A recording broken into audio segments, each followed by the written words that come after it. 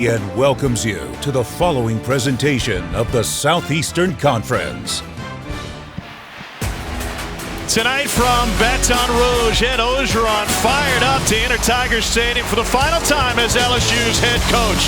A national title to his name, but coaching one more as the lame duck of the Tigers. ESPN College Football Primetime is presented by Subway. From Tiger Stadium in Baton Rouge, you're watching the SEC on ESPN.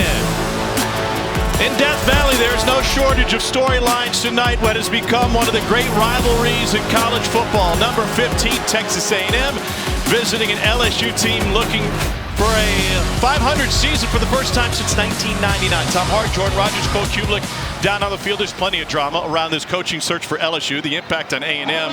But let's talk football first. This is an LSU team which has reinvented itself defensively. Yeah, absolutely. You mentioned lame duck coach. Yeah, Coach O's not coming back, but they're also coaching like there's no tomorrow. This is an aggressive defense. They've gone to a blitz zero, pressure-oriented, 3 down front as opposed to the 4 down front we saw most of the season. It is a dangerous beast that Calzada and this A&M offense are going to have to put up with. Zach Calzada does not like facing pressure. He's sure to see plenty of that tonight. Absolutely. It's something it's struggled with. When you break down the film, when he gets his feet in a hurry, that's when the errant passes come. That's when the turnovers come. So that's the matchup to watch all night. LSU's pressure against Texas A&M's quarterback Calzada. Jimbo Fisher versus Ed Orgeron. A&M versus LSU.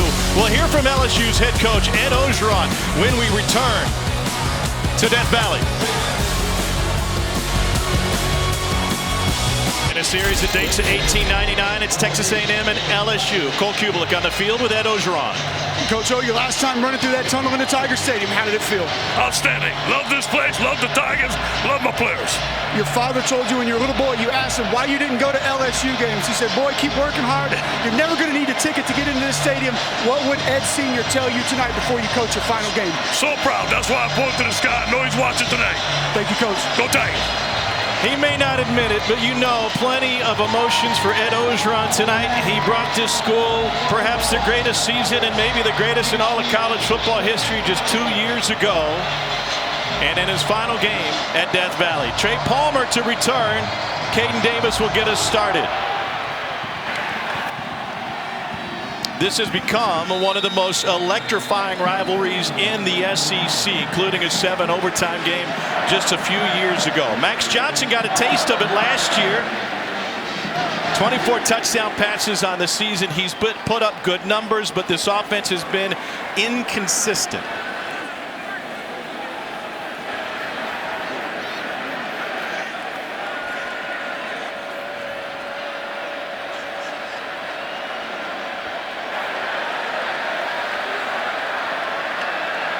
Ty Davis-Price, the running back for LSU. And Johnson to throw on first down. Everybody covered. Trying to make something happen, and he finds Trey Palmer for a loss. Let's take a look at tonight's Chick-fil-A impact players. Right tackle for the LSU Tigers has been playing at a very high level. He makes his 45th start tonight. That is more starts than any player in the history of LSU football. 60 games played for Deculus, and he's been a big reason why this offense has been able to get things going late. A native of Mamou, Louisiana. 2nd and 11 now for LSU. Jack Besh, their great tight end, in the slot on the left side. Johnson goes the other way, back to Palmer again. And it's a gain of 5. Talk about that pressure on this LSU offensive line and worrying about a guy like DeMarvin Leal. Yeah, future first-round pick. What's interesting is with the development of Tyree Johnson, number 3 on the outside, Leal now operates mostly on the inside. They're going to move him around, line him up over Liam Shanahan at times on that 3 technique, and he is a handful between the tackles. 11 different starting offensive linemen this season for LSU. Josh Williams seeing some time as a 3rd down back now for the Tigers. Jake Peets told us they had their best 3rd down practice all week. Pressure coming from the safety. Johnson lets it go. Complete for an LSU first down. Malik Neighbors, who's coming off of a career game last week. Wow, it's a great job with the blitz pickup there. You're right, A&M brings pressure here. Linebacker and safety. Great job by Josh Williams, the running back, cutting down that linebacker and giving Max Johnson a second longer to get it to Neighbors. 13 yards on the gain. LSU's offense middle of the pack on the season. Not a great running team for most of the year. 117th in the country. Ty Davis Price had a huge game against Florida, but a slow start to the season, and he picks up just 1. That's really crucial that this run game gets going early, right? You mentioned the inconsistencies for this LSU offense, especially on the outside. Their go-to guy has been Jack Besh, number 80, who just checked back into the game. He's lining up right here in the slot. Does it feel like a low-scoring game to you tonight? Boy, I feel like it could be low-scoring or the barn doors could get blown off, and I don't know which one it's going to be. It feels like college football today, right? What a day. Johnson gets rid of this one quickly to the perimeter. Palmer can't squeeze it, and it's incomplete. And that'll leave 3rd and 9. Max Johnson's decision-making, his decisiveness has been something that he's been under fire for a long time, and Jake Peetz has been working with him all season on it. Yeah, look, this is a tough offense. They do a ton of 5-man protection, which means the quarterback has a lot of responsibility pre-snap. Find out who that 5th rusher is, identify blitz, distribute the ball quickly. He's grown throughout the year as it's gone on, but yes, holding on to the ball at times a little bit too long. That's what cost LSU in their great game against Alabama, who, by the way, just tied it up against Auburn 10 apiece. Boy, DeMarvin Leal working right over Liam Shanahan, the center, right here again on the inside. On 3rd and 9. Johnson lobs it towards the sideline. We got a flag. Palmer was the closest receiver. Tyreek Chappell, the freshman corner out of Philadelphia, likely to get flagged.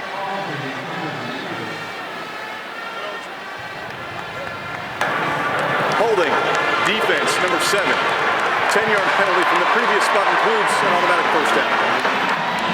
A&M lost 2 of their starting cornerbacks for the year early in that Arkansas game. Chappell has had to step up since. No, he stepped up and played really, really well this year, replacing a few veterans on the outside. That time just gets a little tied up. And so with the penalty, LSU able to take it across midfield. Opening drive in the final game for Ed Ogeron as the head coach at LSU.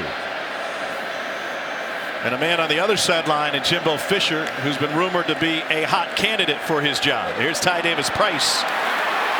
Price down to the 42-yard line. This little inside zone there. Actually ran into Ed Ingram, his own player there, the left guard. LSU coming back with a little tempo. On 2nd and 3. It's going to be right at the line to gain for the first down. LSU does something very unique when it comes to play calling. You saw a shot at Jake Peetz, the offensive coordinator, came over from the Panthers, previously on Saban's staff at Alabama. He is the offensive coordinator and play caller, but the man on the left, DJ Mangus, handles the play calling when it comes to 3rd down. Now 3rd and short, when it's a running play, likely Peetz is called, but anything passing wise, it goes to the guy next to him. But again, you said likely, right? I mean, it's an interesting dynamic that's got to be really hard as a play caller. I personally don't see how it works so well. Needing 1, and I don't know if he got it. Well, Jaden Spot Peavy is short. Great play by Peavy. And they're going to spot that. Looks like, man, a few inches. Yeah, so we talked about LSU coaching defensively with their hair on fire, nothing to lose, lame duck step. Of course, you got to leave them out here on 4th and short. Roll the dice.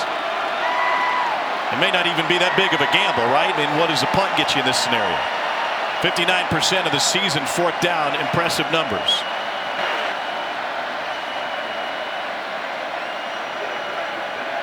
I watch a little zone option to the field here. They need 1, and Davis Price, who set the LSU rushing record against Florida, picks up 4. That actually gave Max Johnson the opportunity to pull it there, but does a good job of just trusting the push that LSU's gotten up front. And man, a great block there by Cardell Thomas.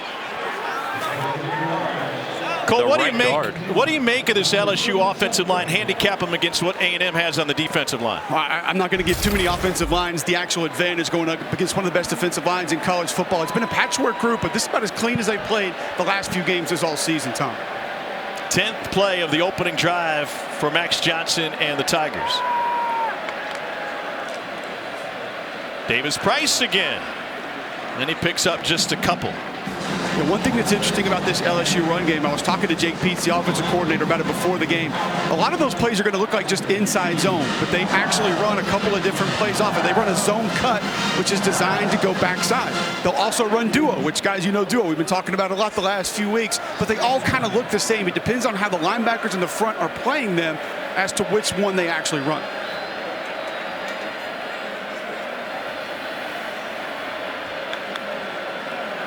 Pressure, and it's tipped in the backfield and able to get in the face of Max Johnson. Speaking of that offensive line, Tom, I was actually surprised before the game, talking to Coach Elko, the A&M defensive coordinator. Jordan pointed it out earlier. DeMarvin Leal on Liam Shanahan, that's the matchup that they actually want. Try to line up DeMarvin Leal, head up in a zero nose, head up on the center. He thinks that's a matchup that they can win often. Shanahan was a 3-year starter at Harvard, where he got his economics degree. Masters in football in the SEC. Straight ahead, Josh Williams. And a gain of 4. This is kind of an old school LSU Les Miles run game approach so far tonight. Interesting. I expected seeing a run there on third that maybe that meant, hey, let's pick up a few, get ourselves in a 4th down and manageable situation to roll the dice again. But I think they just wanted a few more yards here for Cade York. This will be a 50-yarder for Cade York, who's got an NIL deal with Velveeta and the Queso Challenge. He hits any 50-yarder or further, people have a chance to win a lot of cheddar. I love me some queso. Do I get some? Yeah, sure. We'll sign you up from 50. He's got the leg. Give him the cheese. And LSU on the board early. Thank you, rain some queso, Cade York. Let's go. He's got the 2 longest in Tiger Stadium history, and he caps that long 13-play drive to put LSU up early.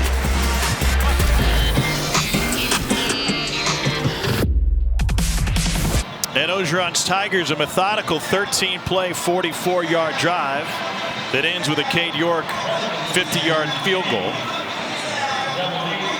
And the Tigers have an early lead in the 60th meeting all time between Texas A&M and LSU.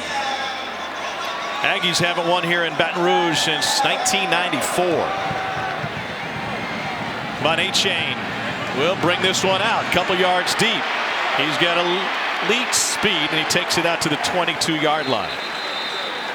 Well, the biggest win of the season for Texas A&M was their upset at home against #1 Alabama. Zach Calzada was magnificent that night, getting final instructions from Jimbo Fisher. The sophomore from Sugar Hill, Georgia, has a rocket for an arm, or to be more accurate, they call him the Cuban Missile. Yeah, it's unbelievable. He's got a ton of arm talent. What you're going to notice is when he's in rhythm and on time and balance, he can rip the ball and is super accurate. It's when he gets off platform, when he gets pressure, that's when you notice some of the errant throws. So keep an eye on that, because LSU is going to bring the heat. Aggies are down a handful of receivers, very thin in that department, but they go to the air immediately. And they find A-Chain, who is as versatile as they come, for a first down. And that's what I think we're going to see a lot of, right? A-Chain's one of the fastest running backs in the entire country, one of the fastest players in the entire country. Might split him out wide a lot with Isaiah Spiller in the backfield, and Damone Clark has a chance with a few tackles tonight to take the national lead. The guy is all over the field. That's the matchup to watch. Already 125 stops on the season for Clark, 7th most in LSU history.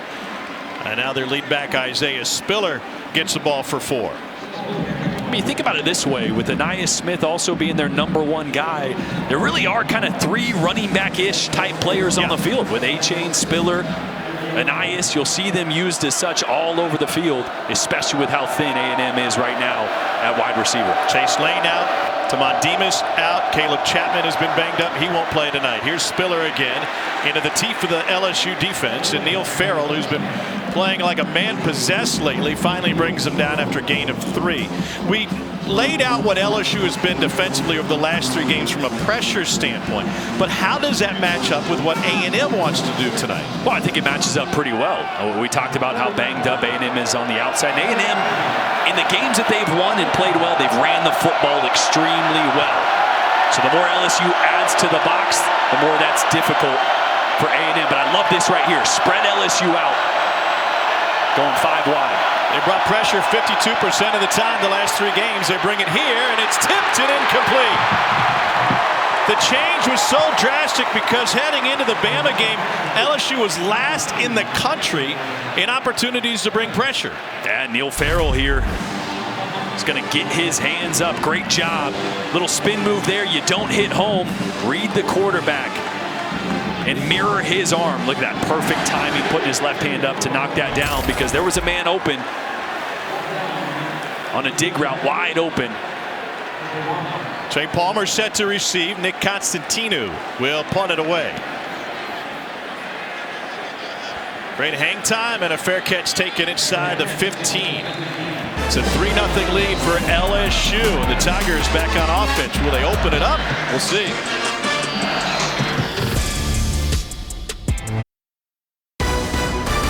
ESPN College Football Primetime is presented by the Eat Fresh Refresh at Subway and in part by Hulu. Get Hulu for 99 cents a month for a year during the Black Friday main event. Well, the Bayou Classic happening tonight in the Caesars Superdome, but last night was a battle of the bands. The Human Jukebox versus the world-famed Tiger Marching Band. Man, we missed it. Should have brought my trombone. You should have, Shorty. 1st and 10 for LSU. This LSU offense, 12 plays, 7 of them on the ground. Max Johnson only 1 pass past 5 yards downfield on that first possession. Well, they lost Keyshawn Boutte, right? Their dynamic receiver. He was really their deep threat. Jack Besh was more the ball control underneath guy. Pressure from the edge for A&M. LSU runs right past it. And all the way down goes Ty Davis Price for a pickup of 10 into Damani Richardson. Watch the left side of this offensive line just cave this down completely. I mean, they move almost everybody on the other side of the hash. That's a great job of blowing not even a hole. You can't even call that a hole. They just said, here, run left. That's that wide open. Duo play we talked about, Jordan. You just washed everything down. The back hits it backside.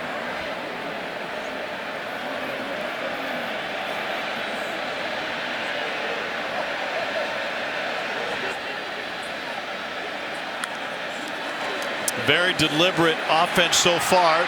Johnson falling backwards, and they had to jump on that one. Michael Clemens brought the pressure. Let's get to the studio, checking with Matt Berry.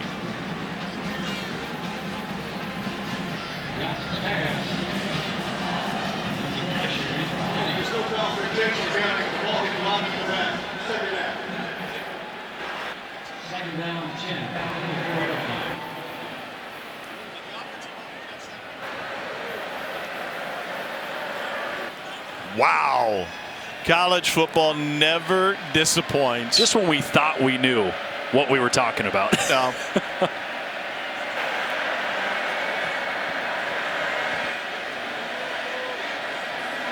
Then to shift Trey Palmer all the way to the near side took a minute.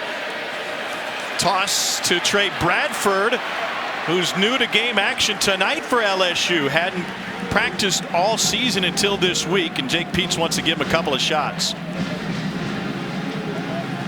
They get themselves here into a little bit more of a manageable 3rd down for Max Johnson.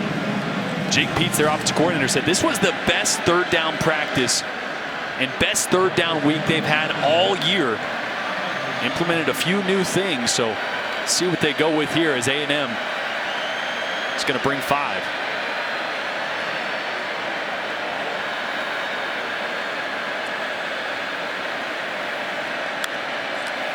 Bring 5, but from a different direction. Max Johnson has to adjust. High steps out of 1 and dives forward and picks up the 1st down. That's a great job by Johnson. So they don't blitz. They bring what you call a simulated pressure. Watch the pressure come from this side. The 2 guys on the field are going to drop. So really only bring it forward, but it simulates a blitz to the offensive line because the way they identified it pre-snap, they didn't account for that guy. Johnson able to outrun Richardson to the edge.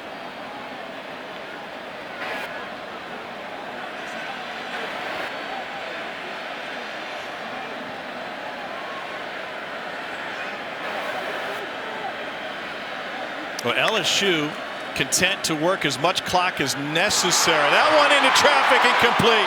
First down to Joray Jenkins. Longest game of the night for LSU, a pickup of 19. Boy, you see the motion pre-snap. That was designed. We talked to Jake Peets this week. He said, look, I want to get Antonio Johnson, Texas A&M's nickelback, on the short side of the field. I want to open things up to the field, give Max Johnson a lot of space to work with as you see them attacking with the slant route. Johnson out of the backfield. Here's Ty Davis Price. Down the field, Cole's got a special guest. Shaq, when you come back to football games, does it ever make you wish that you would have played football growing up? Well, I actually played football in high school, and then a guy your size swiped me, and then I knew that basketball was a better option for me. But I just wanted to come down and see Coach O for the last time. Done great for University. We're going to miss him. Baton Rouge going to miss him, and I was in town. I just wanted to show my support. What about last night? You had a concert? Yeah, we had a concert at Fred's, myself, DJ Biotti, my son Miles B. O'Neal, and we had a great time with the kids. Everybody was safe. Had a couple mosh pits, but jumping up and down. I treat those kids like I treat mine. So you're not performing your old stuff? I dropped one of my old songs, and they kind of liked it. Went crazy. I also went in the crowd. And, we sung that song, "We Are the Champion." I think that's a clip that's going viral now. But listen, Baton Rouge, where I got all my superpowers from, so I like to come back here once a year and regain some of that juice. So if I drop the bust them in the eye, Shaq, you want to fight, come fight me. I'll hit you with the bow. See? Taggett, highlight of the year. Great job, Cole. 3rd and 6 now. Second possession for LSU. Trying to set up a screen, it's incomplete. But let's go back, before the lyrics, let's go back to what Shaq said when Cole first started talking to him.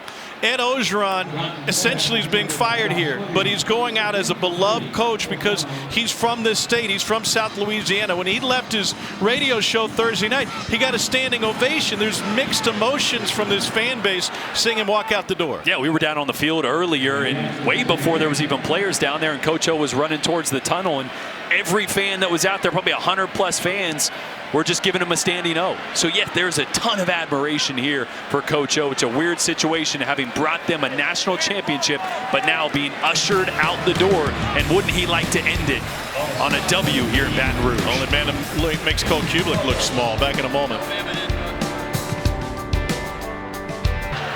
Tomorrow on Sunday, NFL Countdown. Patriots rookie Mac Jones sits down to share his journey to the NFL. Plus, Sam and the guys rank the top plays of the week. Kick off your Sunday with Countdown, 10 a.m. Eastern on ESPN. Then our Week 12 Monday Night Football matchup. Russell Wilson and the Seahawks face a must-win game. Take on the Washington football team that's won 2 straight and back into the playoff hunt. 8 Eastern, 5 Pacific on ESPN, ESPN Deportes, and the ESPN app. Our coverage begins with Monday Night Countdown, 6 Eastern, 3 Pacific. Tom Hart, Jordan Rogers, Cole Kublik, second possession for Texas A&M. Zach Calzada swings it out to Anais Smith. And Smith takes it past the 15 for a pickup of 5. Keep an eye on the effectiveness of Anais Smith tonight. Been battling a turf toe. Did not practice all week, but going to be out here giving it a go for the Aggies tonight. 2 touchdowns in that upset win against Alabama. That came after A&M lost at home to Mississippi State. An up and down season for Jimbo Fisher. No gain, jacked down by behind is Isaiah Spiller. B.J. Ojulari got to him. Boy, this is just a zone play away. And you lead this backside end because you're saying, we're going to go so wide here, he can't make that play. B.J. Ojulari says, yeah, hold my beer. I feel like this LSU defense, since the new install against Alabama, they're playing with so much more energy and enthusiasm. Yeah, that was something that Coach O mentioned when Durante Jones and him implemented this new scheme. The players like, yes, we remember this because it's a little bit of what they did with Dave Aranda. Much more aggressive. We'll see here on 3rd down if they decide to bring pressure or play coverage. There are 0 safeties right now. A&M gets it out to A-Chain, and he's taken down. Durante Jones' defense comes up with another big stop. Cover 0 look there. Not a 0 all-out blitz like we will see at sometimes, playing man coverage with a couple guys with zone eyes. Oh, they might actually brought one extra there. That might have been a true cover 0. So great job by Lewis on the outside making that tackle, because if he doesn't, everybody else is in man coverage. Almost looked like Damone Clark was taking his time coming up on pressure. Yeah, he was kind of reading it. Constantino. Palmer stands at the 40. Driven back to the 35. And taken down out of bounds there by A&M. 48-yard punt, nothing on the return. Talking with defensive coordinator Mike Elko before the game, he said our guys are well aware of what happened last time we were here. We were flat embarrassed. Burrow threw for 352 and 3 touchdowns. LSU hung half 100 on Texas A&M. Yeah, a little bit different of an offense they're operating here. Obviously, the deep strikes, not really something Max Johnson has done extremely well. And without Kayshon Boutte, they don't really have the dynamic deep threat like they're used to having. Much more of a ball control passing offense the latter half of the season. That game 2 years ago was 31-0 LSU at the half. They scored touchdowns on each of their first 4 possessions. That was a different offense for all of college football, not just LSU. Straight ahead, Corey Kiner spins his way to an LSU first down and a gain of 13. Boy, watch the tight end Jack Mashburn coming across the formation. Splitter. Yeah. Boy, tight end came across the formation, just got a toe of a defender, and that's the reason that run broke wide open. Seeing a lot of names for LSU in the backfield. They've already had 4 different ball carriers. Straight ahead and a muscle way to a gain of 3 from Kiner again. Go back to that split zone play with Jack Mashburn coming across the line of scrimmage. Not only is it a good block, but think about this. One thing that play will do down the road, that's going to slow those defenders down, whether they're coming upfield, whether they're playing flat down the line of scrimmage. You take a couple of those shots around the hip, around the knee, you're not going to be coming flat down the line of scrimmage near as fast the next few reps. Well, that's what Shaq told you, right? Some dude sideswiped him. He said, no, I'm good. Basketball will be sport for me. Then he tore a goalpost down. Right. What's up? Offside, defense, number 8. 5-yard penalty, remains second down. Take your pick. There's a few different Aggies that jump. Jason Autry, our referee tonight. That's one thing. Talking to Jake Peets, the offensive coordinator for LSU, he said we got to mix up the cadence this week. Please reset the game clock to 13 seconds. 1-3. A&M is so talented up front. We got to find a way to make them hesitate, keep them on their toes. That time they got them.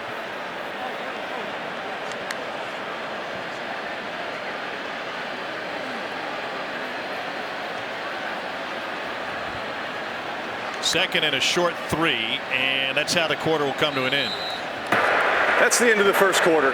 Timeout. Ed Orgeron insisted it was business as usual in his final game as LSU's head coach, but he's taken a moment to stop and enjoy the sights, sounds, smell the flowers, and throw a fist bump or 2. A lot of pictures on the field pregame, and he's ready to barge through those doors pregame.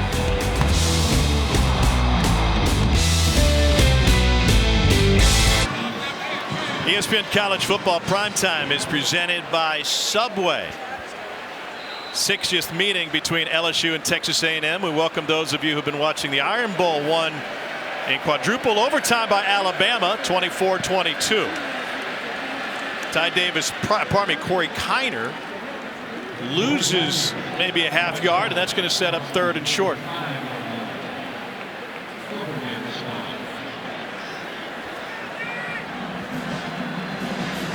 And so Ty Davis Price re-enters the game for LSU, and Marcus Dumerville is in as an extra offensive lineman on the left side,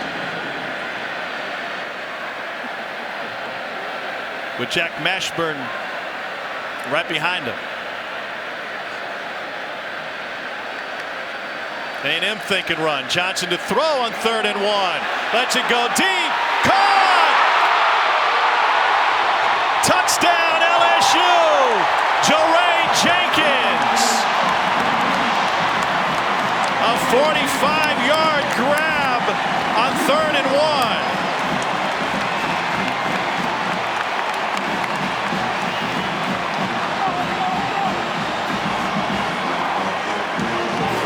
That's just a great job by Jake Peets of knowing that Mike Elko was expecting run. So he gives a look to the field that forces Elko to bring a safety down. You get man coverage on your 3 receiver side. Little switch route. Just great play design by Peets. And they did it with a jumbo package in the game. Max protection for Max Johnson, and it pays off for his 25th touchdown pass of the season. And we got a flag on the point after. That's just a great deep ball. All right, something that Max Johnson has struggled with a little bit this year. Great touch. Dre Jenkins had his man beat on the wheel route the entire way.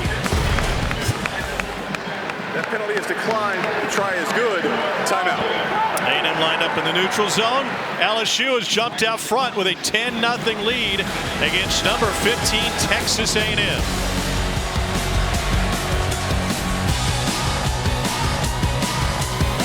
Today 118-0 since 2004. Went up by at least 10 in the 4th quarter.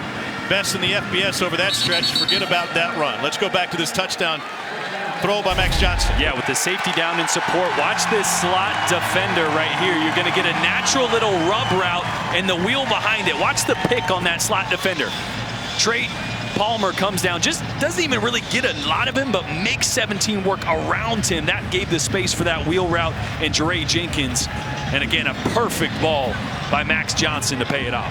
Great body control by Jenkins to get to the pylon and in. 7th touchdown pass of 25+ air yards this season.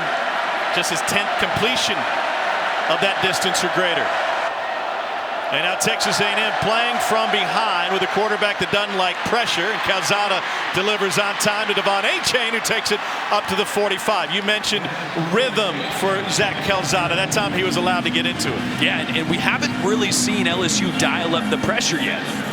I'm expecting here for Durante Jones to say, okay, enough of that.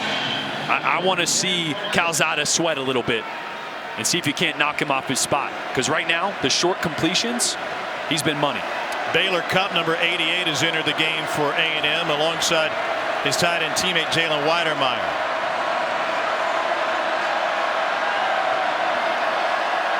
They empty out Achane.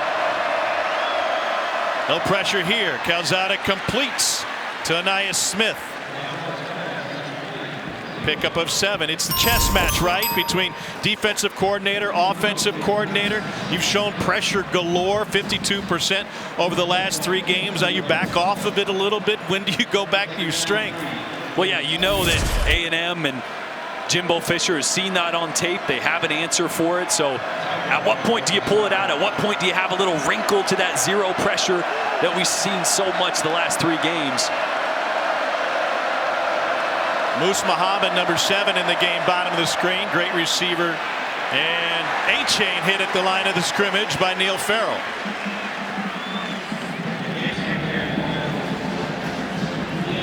Third down here. It's been an area where Calzada has struggled. Just being efficient, right? And the rain coming down. Balls are a little wet out there. That means probably one of the reasons they haven't been taking so many shots or pushing that intermediate. Trying to give him high percentage throws. By him, I'm working my tight end Jalen Weidermeyer right there. Trying to run for it. And they bottle him up. Timon Clark comes in with others on Achane. 4th and a long 1. Offense wants to stay on the field. Yeah, you're going to see Clark right there. The leading tacklers in the entire country is doing a great job of reading that, staying patient. Big 4th down. Jimbo's only gone for it 9 times this season. They're 5 of 9 on 4th down.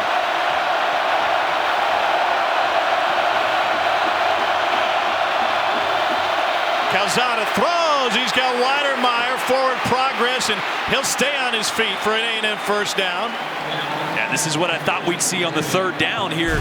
Nice job of getting Weidermeyer to block down first and then release on the route. All right, so both linebackers there think it's run, see tight end blocking, and then nobody there in coverage. Weidermeyer broke Martellus Bennett's school record for receiving yards by a tight end. Came in as a leading receiver in this Aggies offense. Pressure coming on Calzada. Goes deep and it's broken up. Anaya Smith got helicoptered by Cameron Lewis and Damone Clark. What little errant throw there by Zach Calzada. Watch his feet here. Watch how fast they get. Pitter patter, pitter patter. See that movement with his feet? Doesn't really get set. The ball is a little high. It's catchable, but a little off target there. Damone Clark continues to play 5 down for LSU. So they're forcing that offensive line of Texas A&M to just play man up. A&M wants to go empty protection. 5 defensive linemen and linebackers coming each time for LSU. On 2nd and 10. Here's Anaya Smith. And Smith is able to pick up 5.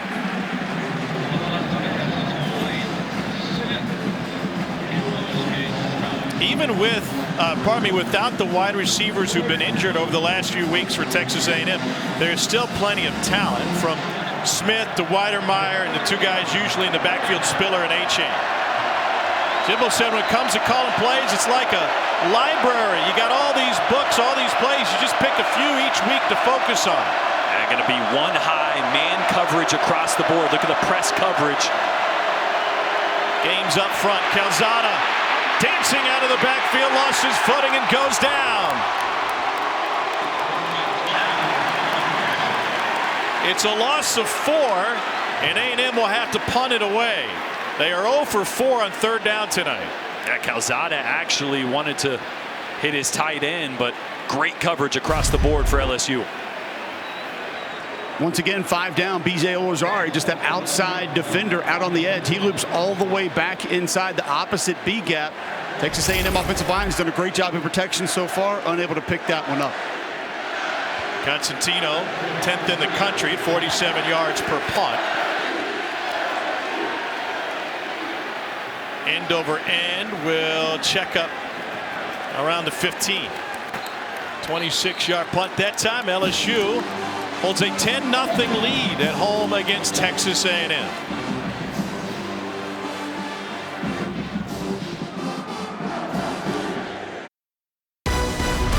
ESPN College Football Primetime, presented by Subway, is brought to you by Lincoln.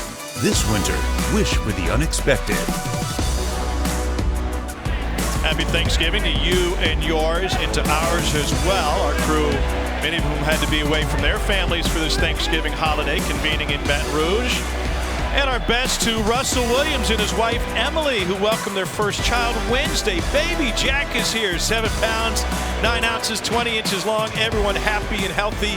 We wish the best to Russ and his family. Blake Bose peeks his head into the tent following Zach Calzada. As we look at this last play, as Calzada braces himself going down, we'll get an update from Cole right after this first down snap for LSU. Ty Davis Price to the left side. Cole, what have you learned? It's a left shoulder for Zach Calzada, same one that actually popped out on him in the Auburn game a couple of weeks ago. So the fear is obviously that the injury just sort of reoccurred. They don't believe it's anything that should keep him out for the rest of this game. Is coming right back out of the injury tent now. Had the pads off, got him back on, and Calzada just came back out of the tent. Calzada 7 of 9 so far tonight. Max Johnson only 6 of 11, but he's thrown for a touchdown. Great coverage down the field. They go across the middle, and that's good for an LSU first down to Jenkins, who has the touchdown catch. And working on the inside slot to the right. Great job of slow playing. You see how he worked the top of that route? A lot of times receivers and young receivers will rush things too much. The more patient you are with some of those routes, more separation you can get. Well, it looked like early movement, but no flag, and there's Jenkins again. Jimbo Fisher on the right, Zach Calzada on the left.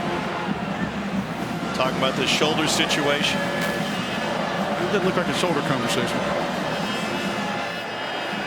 Yeah, that kind of conversation tells me he's coming back in, because it does look like they're making adjustments. That looks like a you missed this route. Why? Exactly. Conversation. Yeah. Not a hey, how's your shoulder feeling? Good? Good? Okay. Down the sideline, Jenkins again has it knocked away at the last second by Jalen Jones. Cole, you've been on a team that Jimbo was coaching on. He's a no-nonsense guy. He is a direct communicator. And he coaches quarterbacks hard. And it's something that he'll admit to you is he'll say, listen, quarterbacks are going to be hard to deal with. I think one advantage that he has is Damian Craig being on his staff. Damian obviously played quarterback for Jimbo when I was on that Auburn team as well. So Damian knows what it's like. Told me he's had a few conversations with Calzada just about how to take that coaching from Jimbo Fisher. Jimbo was a quarterback at Salem College for Terry Bowden, then on to Samford, where he was the D3 National Player of the Year in 1987. Pressure from the edge. Johnson has it batted again. Damani Richardson got his hands on it. And LSU forced to punt it away. A few times tonight already, Mike Elko is bringing secondary pressure. As you see Damani Richardson, he does a great job. He's supposed to be blitzing there, but identifies a quick drop, a one-step drop there by Max Johnson, which means that ball's coming out. So instead of continuing to rush for no reason, gets his hands up and in the throwing lane. Avery Atkins kicks this one away. Moose Muhammad takes a fair catch at the 26-yard line. A&M will have the ball when we return.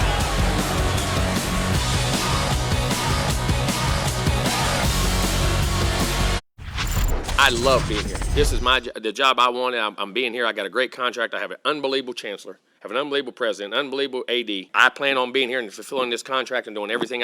My family has roots here. I got ranches here. I hunt here. I love everything about this place. We're going to recruit an unbelievable class this year. Okay? So I'm either the dumbest human being on God's earth who's going to recruit all these guys to A&M so I can go across over here and go play against them. I want to be at A&M. I plan on being at A&M. I ain't going no. I don't want to be nowhere else. I love being right here. Is that clean enough?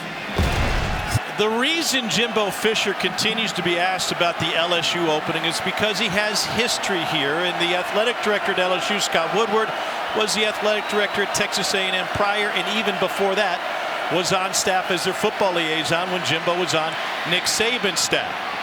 Completion to the perimeter to Anias Smith. And so the undercurrent before the game, when all three of us was on the field, was what is going on with the LSU job? And even if it's not Jimbo Fisher, Cole, that's a direct impact to A&M based on the recruiting battles that they have in Houston. Absolutely. And that was the first thing that came up when we talked to all of these coaching staffs about this job and these two teams playing one another. Just the rivalry in general was Houston and recruiting Houston, how important that is to both of these universities.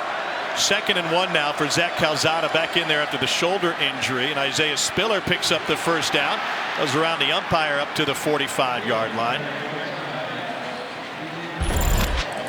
Scott Woodward, the Director of External Affairs here at LSU, first time around 2000 to 2004, while Jimbo was the offensive coordinator and the quarterback coach, and then the A&M AD, and brought in Jimbo before Scott came back home to Baton Rouge, where he grew up. So there's the connection, and Aggies all over the world are saying, would you stop talking about Jimbo going to LSU? He has said he's happy, but the feeling you get talking to A&M people that are involved in this is that they're not going to feel totally comfortable until there's somebody else standing at the podium for LSU. Now, Cole, you talked to Jimbo before the game. Did you get a feel either way? No, listen, I've known Jimbo for over 20 years. He's my offensive coordinator at Auburn. I've known a lot, and I had no indication from just being around him, talking to him, seeing his demeanor that anything's going to change for he or A&M moving forward. And so if that's the case, if Jimbo stays at Texas A&M, and Scott Woodward has told people apparently we're going to have a home run hire, and he's done that in other sports, bringing Kim Mulkey in, for example, for the LSU basketball program, that they're going to swing for the fences.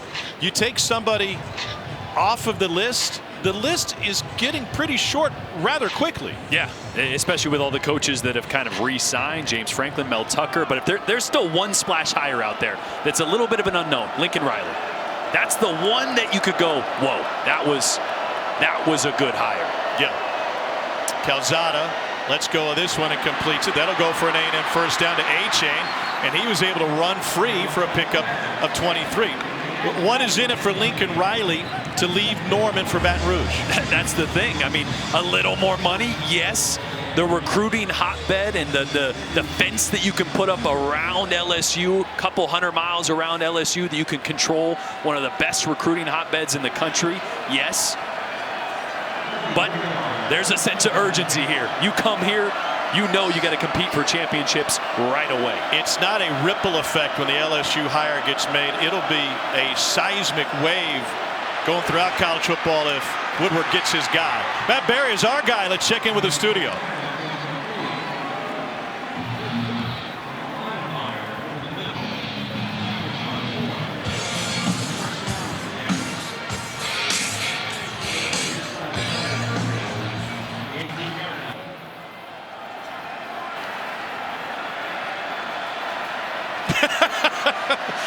I'm tired of reading Joey's posts on all the message boards, but timely that we get an update from Bedlam. After the Weidermeyer first down, they go straight ahead with A-Chain. Pick up a 4. You get on those message boards, they probably think Belichick's coming to LSU. Well, you wouldn't be that far off because Bill O'Brien's name has been thrown around, and Alabama able to pull that one off in quadruple overtime tonight.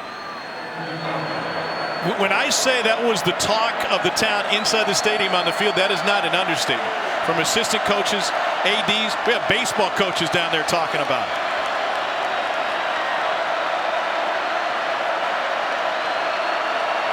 Calzada 10 of 12 so far tonight. A-Chain hit in the backfield, no gain.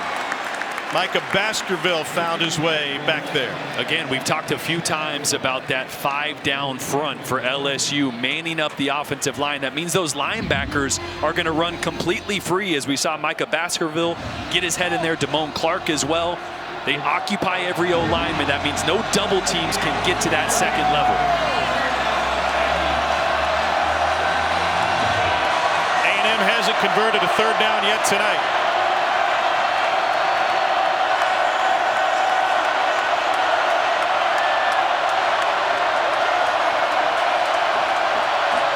Here comes pressure.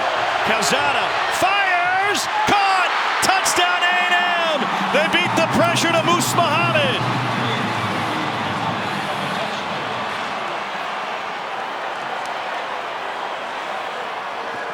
What a strike from the strong arm Calzada in the face of pressure. Boy, here's that cover 0, right? Nobody deep. Linebacker's going to come completely free. Calzada does a great job. He knows he's hot there. That's why he works for depth, and he works to his right away from the blitzing linebacker. And what do you do versus cover 0? Replace it. Attack the middle of the field where there is no safety help. First 3rd down conversion of the night. It comes against the blitz. It ends in 7. Talking with Durante Jones, the defensive coordinator, he said, it's the truth. When you blitz, you go cover 0. Somebody's band is going to play. It's the Aggies on that one. Everyone knew Bobby Hoppy's name.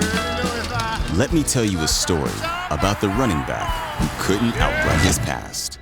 An SEC storied film, The Trials of Bobby Hoppy, Thursday, December 2nd at 7 on the SEC Network. From Tiger Stadium in Baton Rouge, you're watching the SEC on ESPN. 7-play, 73-yard drive for Texas A&M to get on the board on a Calzada touchdown pass. Here's Matt Berry.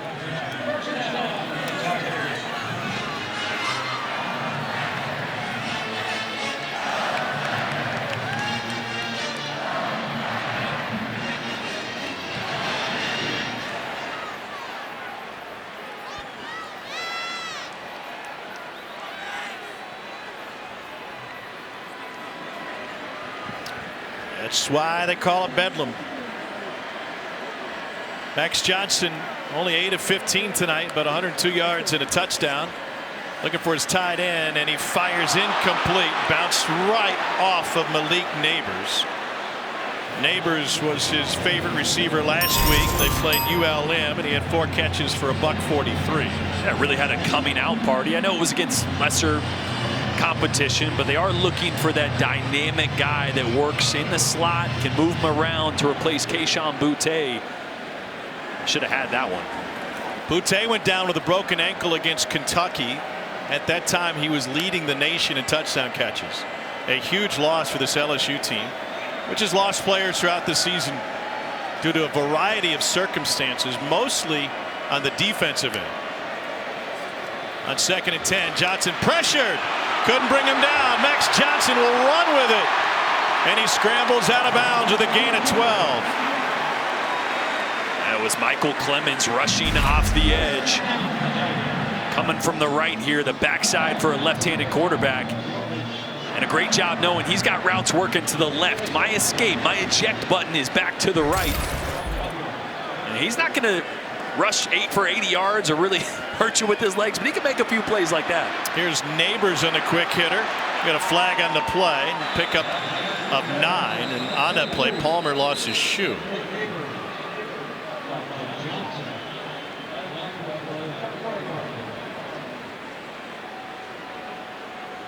Jason Aubrey, our referee tonight. During the run, illegal block in the back. Offense number 3. 10-yard penalty from the spot of the foul. Repeat, first down. Ty Davis Price.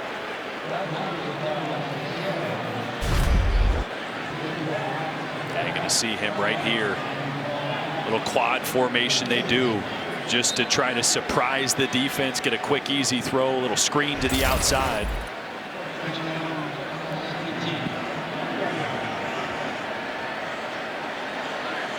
It's been a quiet night so far for Jack Besh. Tight end, hybrid, wide receiver. He's been their best player second half of this season. No receptions so far tonight. Didn't practice much this week, battling the flu. Davis Price gets stuck as he tried to turn the corner. No gain. Jordan Gilbert, Louisiana native out of White Castle and U-High, comes up with a big hit for the Aggies. You mentioned Besh didn't practice, and talking to Jake Peetsy, he's like, look, this is a Julian Edelman type player. He's going to be a slot guy that's going to play in the NFL, but he needs reps. It hasn't quite clicked for him. So without the reps, we just haven't seen him utilized as much as LSU, I think, developed a lot of new plays and new concepts for their third down attack tonight. He hadn't even been targeted tonight. No. So to leave a 2nd and 17 as A&M uses a timeout. Back to the studio, Matt.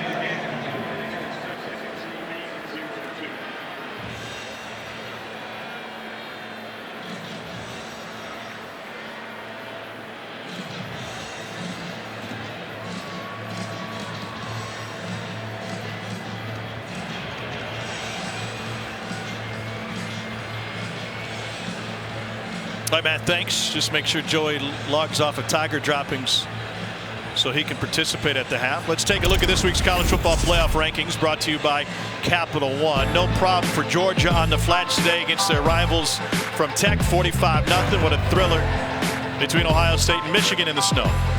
They can bump them down a few. Alabama might get bumped down a few. Michigan's going to be on the rise. It's going to be interesting to see how the committee sorts this out on Tuesday. Cincinnati Friday with a convincing win on the road in Greenville against East Carolina.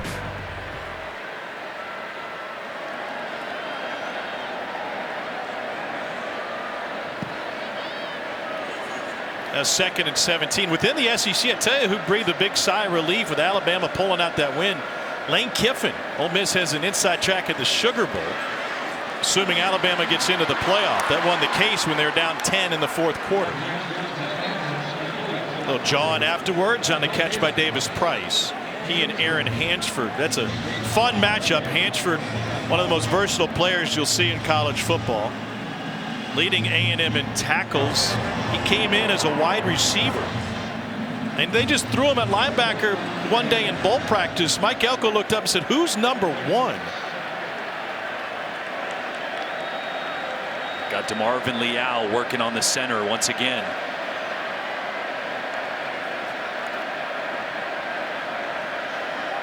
Josh Williams, the running back.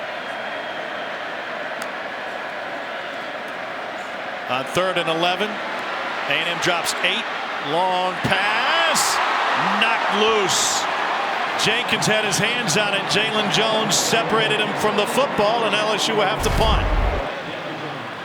Boy, stymied DeMarvin Leal. Kept the running back in for protection. Max Johnson does a great job of identifying an open receiver. But how about the play there by Jalen Jones? You know, we like to complain about targeting and is it worth it? Is it changing behavior? That was a play where it changed behavior. Yeah. Right. Jalen Jones didn't leap, target, aim to blow up the receiver. Instead, nice physical, clean hit to break up the pass. So a 41-yard punt that time, and LSU with a 10-7 lead. It was a really good start for LSU in this game, even though it was a very methodical offensive attack. Now they've given Max Johnson a chance to air it out a little bit. Absolutely. You know, the rain has been a little frustrating. It's starting to calm down a little bit for a quarterback. That always messes you up a little bit, but I think they're getting comfortable in their plan, right? Jack Besh hasn't been part of it. It's a new plan for LSU's offense. They're starting to hit their rhythm. What about LSU's pressure? They brought more pressure than almost anybody over the last 3 games. Started with that Alabama near upset. How come we haven't seen more of it tonight? I think they're going to start dialing it up. The problem is Zach Calzada's been really good against the pressure. A couple big-time throws off his back foot when LSU has brought the pressure, but that's their identity now. And again, you have a coach in Coach O that's going to push all of his chips to the center of the table and just see what happens. There's no love lost between these two programs going back to that 7 overtime game. We got a flag at the end of this one. That was the first win for A&M against LSU since they entered the SEC. And that game had its drama not only on the field but off of it, especially after the win was finalized by Texas A&M. And pushing and shoving and sideline shenanigans from folks on both sides. There is no foul for an Eagle block in the back. It's second down.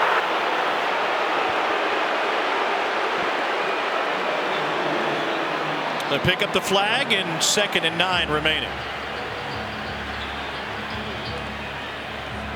Tell you what, whenever they pick up the flag, it always gets the boos from the crowd. I love it. Sure. Right? I mean, that just shows these guys are talking it through. They're not just going to call it because they thought it was there originally.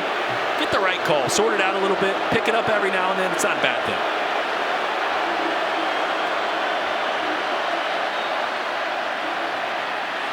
Calzada dancing, and he gets taken down.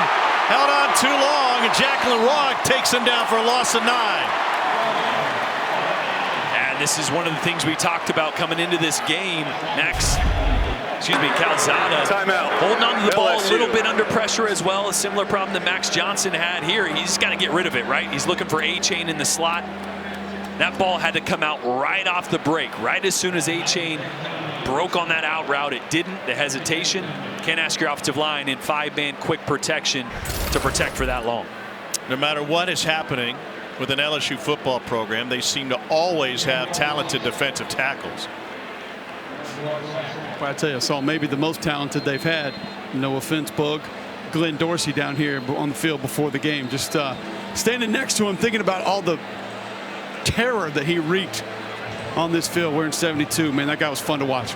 No doubt about it. There's a lot of talent down on the field every game here at LSU, but no doubt, just like Shaq told you early in the game, Cole, folks wanted to stop by and wish Ed Ogeron the best on his way out. You had Hall of Famer Alan Faneca wearing the gold jacket down here. You had Glenn Dorsey, like you mentioned, Shaq walking around. A lot of star power on the sidelines for LSU tonight. Undefeated season and a national title 2 years ago. 3rd and long coming out of the timeout. Where's A&M go? Well, I think it's a quick throw. A safe throw here. Don't want to force anything. 1:16 left in the half. They will run it on 3rd and 17 and be content now to punt it away. Yeah, LSU's just too opportunistic at times. You can't risk throwing into coverage there, forcing a turnover. So it had to be a handoff or a quick, easy, high percentage throw. It was an epic game in 2018. A&M ranked 22nd, LSU number 7. 72 all in the 7th overtime. Kendrick Rogers off with severe cramps in his calves. Got together just in time to get back in the game. Grabbed Kellen Mond's 2-point conversion pass. Tied an NCAA record for most overtimes in an FBS game before it was broken this year with Illinois and Penn State. 74 points allowed by LSU, the most ever given up by a ranked team. And we talked to Jimbo about a little bit about that game, but mostly about the overtime rules that have come about because of it. You saw it in Auburn today. He said, I don't like the new rules. We got to figure out a different way to do it. If LSU had to play the next week, they would have been without about half their team. Dehydration, injuries. That was a marathon of a game. Yeah, I mean, I think it was a little bit of a knee-jerk reaction, right? You change the rules for a game that is really the exception. It's not the rule that hardly ever happens in the history of football. I'll tell you what, I like the new rules from a standpoint of it's exciting. The back-and-forth two-point drills, two-point conversions, but I agree. I think that's not perfect. Got to be a middle ground. Fair catch taken at the 38 by Trey Palmer after that 47-yard punt. 1:06 to go. LSU up 10-7. Max Johnson 10 of 19 for 112 yards and a touchdown tonight. Talking with Jake Peach, the offensive coordinator for the game, he just kept saying this is going to be fun. This is going to be fun. We got to make it happen in the red zone. And so far, Peach, who was a walk-on at Nebraska, played under Bill Callahan, trying to get LSU back with one more shot. 66 seconds left in the half.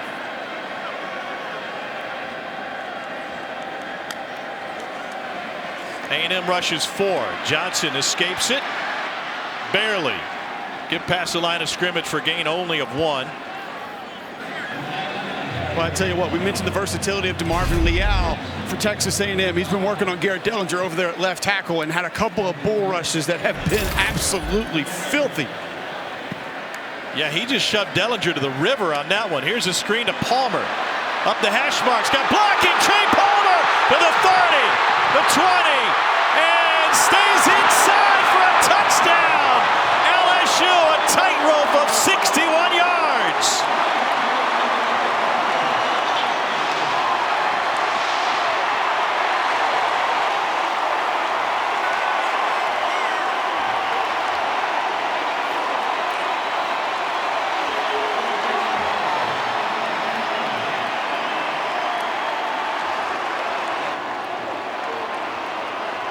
Max Johnson celebrating a 61-yard touchdown pass in which Trey Palmer did the heavy lifting.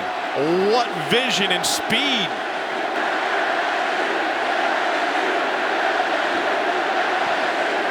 And the Tigers take a 10-point lead. Great play design by Jake Peets. Actually, Steve Sarkisian ran this last year against Georgia when he was at Auburn. Watch how this orbit motion gets these defenders to flow over the top, and then you're going to get the screen with all the blockers back underneath. Watch the movement getting those defenders out of the way over the top to set up those blocks for the offensive line. Gets all the attention on the orbit motion in the backfield and sets them up exactly for where you want to attack.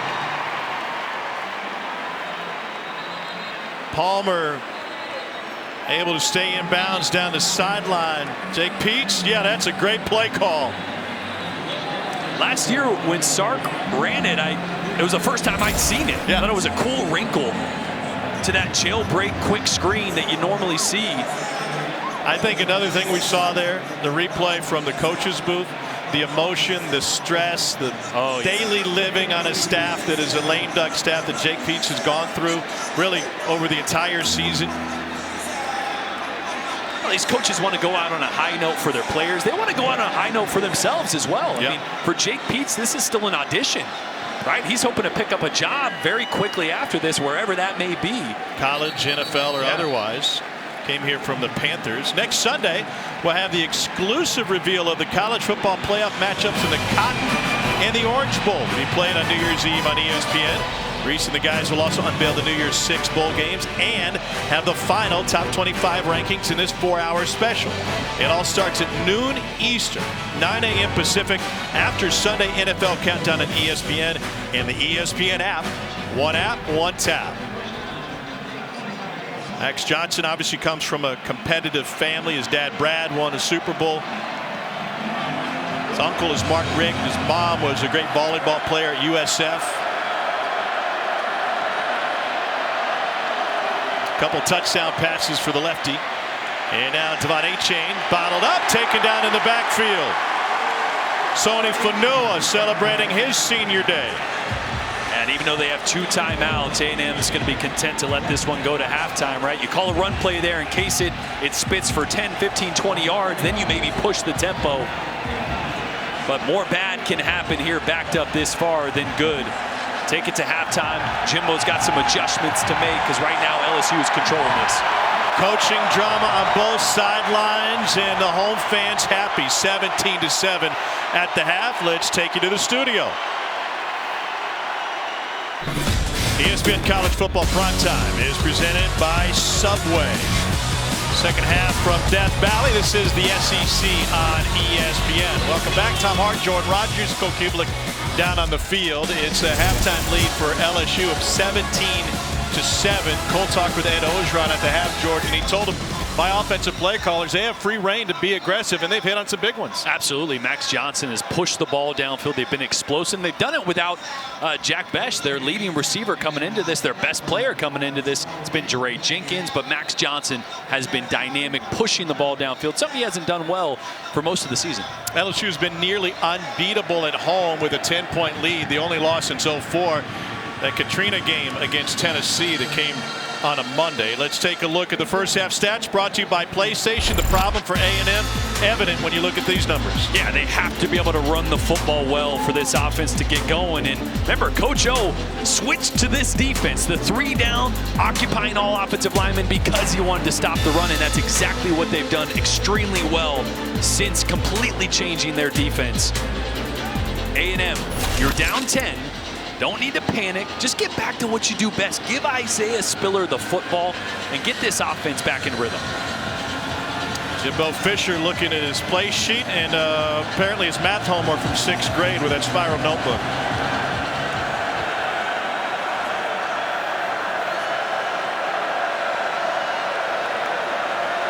Calzada 12 of 14 for 112 yards. He'll throw it here, and he completes it on the slant, but we got whistles and flags, and we'll redo this one. Prior to the snap, false start, offense, number 85, 5-yard penalty, remains first down. Cole, what'd you learn at halftime? I asked Jimbo Fisher coming out of the locker room, I said, a lot of 5 down. How do you feel Zach Calzada's handling it? He said, extremely well. My offensive line's not handling it. So we got to block better, both run game and pass protection. Defensively, he said tackling in space. That is the big issue that he sees. If that improves, he feels good about the Aggies having a chance to win this game. And that was certainly an issue. Thank you on the screenplay to Trey Palmer. Took it 61 yards for LSU's second touchdown of the game.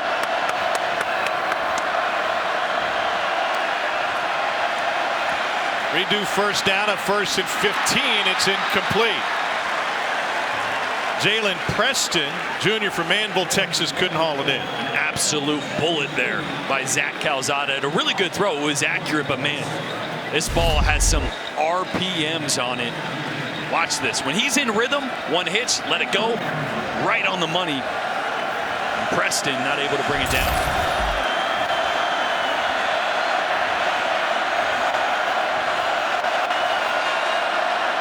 On 2nd and long to the slant and complete. And that'll leave 3rd and 15. Muhammad, the intended receiver, right through his hands. So the previous play, you want to rip that ball. It's a curl route. The receiver's got to expect that on a slant route right like that, in breaking on a slot receiver. You got to take a little bit off that ball. It was too fast, too hard for that receiver to pick up. Coach Ogeron said bringing a pressure wasn't as easy when A&M went empty. Let's see what they do with the running back A-chain. They bring 5. Calzada pushed out of the pocket. Off balance, flicks it downfield, incomplete. And LSU forces a punt on the first possession of the second half. And it was number 97, Glenn Logan, providing some pressure on Calzada that time. And as a quarterback running flat, a right-handed quarterback running flat to your left, that's tough. Impressive defensive performance by LSU over the last 3.5 games, especially considering the talent that they have lost this season, including multiple first-rounders. This is a line drive punt. Constantinu all the way down to the 24. Palmer trying to slow play this one. That doesn't work out for him. 57-yard punt. Here's Max Johnson in the first half. Yeah, I mentioned dynamic throwing the football downfield. That was the wheel route earlier to Jeray Jenkins, right on the money. Couple good quick throws, and this one, the jailbreak screen to Trey Palmer. A great play design there by Jake Peets. So this Thanksgiving week, you may have played some, I don't know, backyard football or card games or board games with your family. I guarantee you, you weren't as competitive as the Johnson family with all the games that they've played, whether it be ping pong, backyard volleyball. This one complete for a first down. It's Jeray Jenkins again. Max told us earlier this season that they had a beach volleyball game in Destin that was so hotly contested with all the family members. Nobody talked to each other for a month afterwards. Oh, man. I mean, that's what makes this kid special, though. He's talented, yes, but he's such a competitor. Palmer picks up only a couple. Max insists he's the family ping pong champ. He's got the belt to prove it. Epic spin shot. Yeah, he's tennis, shuffleboard, ping pong. Got a belt for everything. Where do you stand on air hockey? I am terrible at air hockey. Absolutely terrible. Never felt more or less like an athlete than playing air hockey. Air my hockey. eye-hand coordination, I'm like whiffing on it, and I'm like, Cole, let's go bubble hockey, U.S. versus the Soviets after the game tonight. How about that? I am in on that. I missed that game. On 2nd and 8, they try to run it with Ty Davis-Price. Tom, you mentioned that beach volleyball game. How is it fair when Mom Nikki is 3rd all-time in kills and aces at South Florida and 2nd all-time in digs as a volleyball player? I mean, that's cheat code for whichever team has Mom. Well, that just means she's the first pick. Yeah. Well, Big Bad Brad to get on TikTok. He'll be the first pick there. LSU 3 of 8 on 3rd downs tonight. Max Johnson has experienced incredible growth this season as a starting quarterback at LSU. Miles Brennan broke an arm in the offseason. And we talked with Max after the UCLA game. It's like he had so much growth potential, but was missing on some very basics in the opener. Yeah, and it's a difficult offense to pick up this quickly. And on this play here, Max has got to know he's hot to the field. His hot route is actually Jack Besh on a quick flat route right there, coming right at the screen. Damani Richardson, no blocker for him, and that's one he missed. Atkins punts it away. Then a fair catch taken at the 21-yard line by Mohammed. 17-7, LSU with the lead.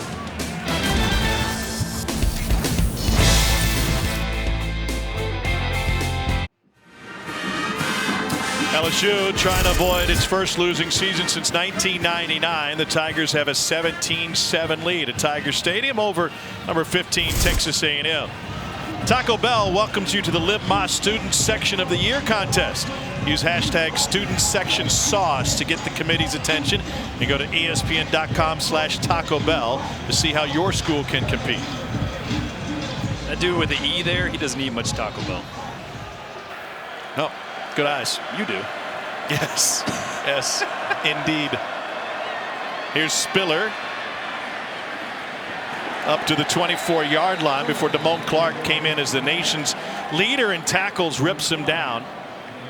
125 tackles on the season for Clark coming in. Coming out of Southern Lab in Baton Rouge, played a couple different sports. His high school track coach convinced him to try the javelin. So what do I do with this thing? Just throw it. It turns out he was pretty good at it.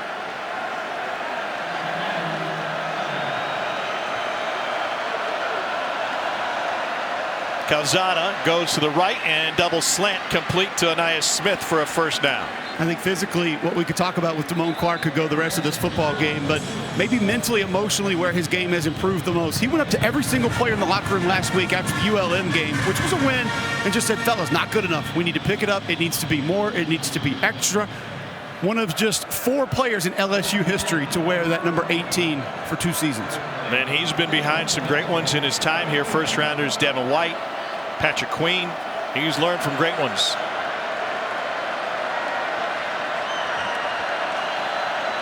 First and 10. Anais Smith out of the backfield. And he picks up maybe a half-yard goal. Following up with what you just said, Tom, about the great linebackers that have played here with LSU, I had a long conversation with strength coach Tommy Moffitt about Damone Clark before the game. This is his quote. We have not had a linebacker with all of his tools play at this university. Whoa. You think about the dudes that have played that position in this uniform, to hear something like that from a guy like Tommy Moffitt, pretty impressive. He opened the season with a 14-tackle performance against UCLA. He had 20 in the loss to Ole Miss. Calzada delivers to his tight end Jalen Weidermeyer, who fights as much as he can. Clark in there with Lewis. It's a gain of 10 and a first down. That's a matchup I think they need to continue to exploit. I mean, Jalen Weidermeyer is going to be a top draft pick, might sneak his way, or maybe even more than sneak his way into the first round. The physical tools are off the charts. With the injuries outside, that's a guy they got to keep going to tonight. They'll run it with A-Chain. He gets hit in the backfield. Mike Jones Jr. Who? It's a loss of 1. I don't think Jordan has any idea what you're talking about. No, yes, I do. I was trying to remember the number. What's 280-800-4? The youngin' on the crew. Yeah. Come on, Mike Jones. Get out of here with it. We're learning them. We're learning them good, Cole, especially after your lyrics with Shaq.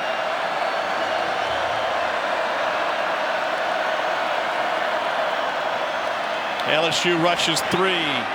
Calzada wide open. A first down for Moose Muhammad. And he squirts up to the 16-yard line on a 40-yard completion. How did he get so open? Well, it's a formation they've been going to quite a bit, trying to get A-Chain in a one-on-one. Look at all the attention that A-Chain gets, right? They like running an option route with A-Chain out there. Nobody goes with the seam route, and Calzada does a good job of staying with it and delivering a strike. Hey, I know you didn't have ribs for Thanksgiving, but Kenyon Green with the full slab there at left guard.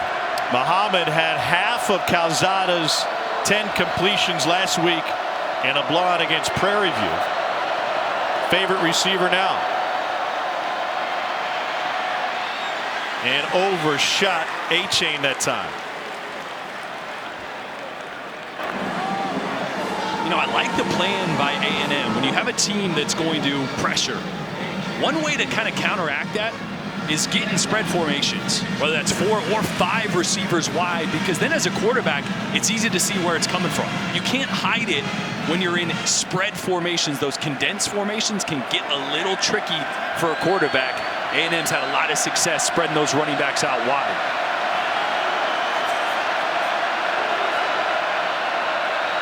Getting a 0 look here. They try to run it. Spiller gets turned around in the backfield, and he fights to get back to the line of scrimmage. Sony Fanua put him in the spin cycle, and Micah Baskerville finished it up. Yeah, they're just bringing more than A&M is able to block, with Baskerville shooting through the gap. Again, really tough to get in double teams with some of these bare looks that LSU's giving them.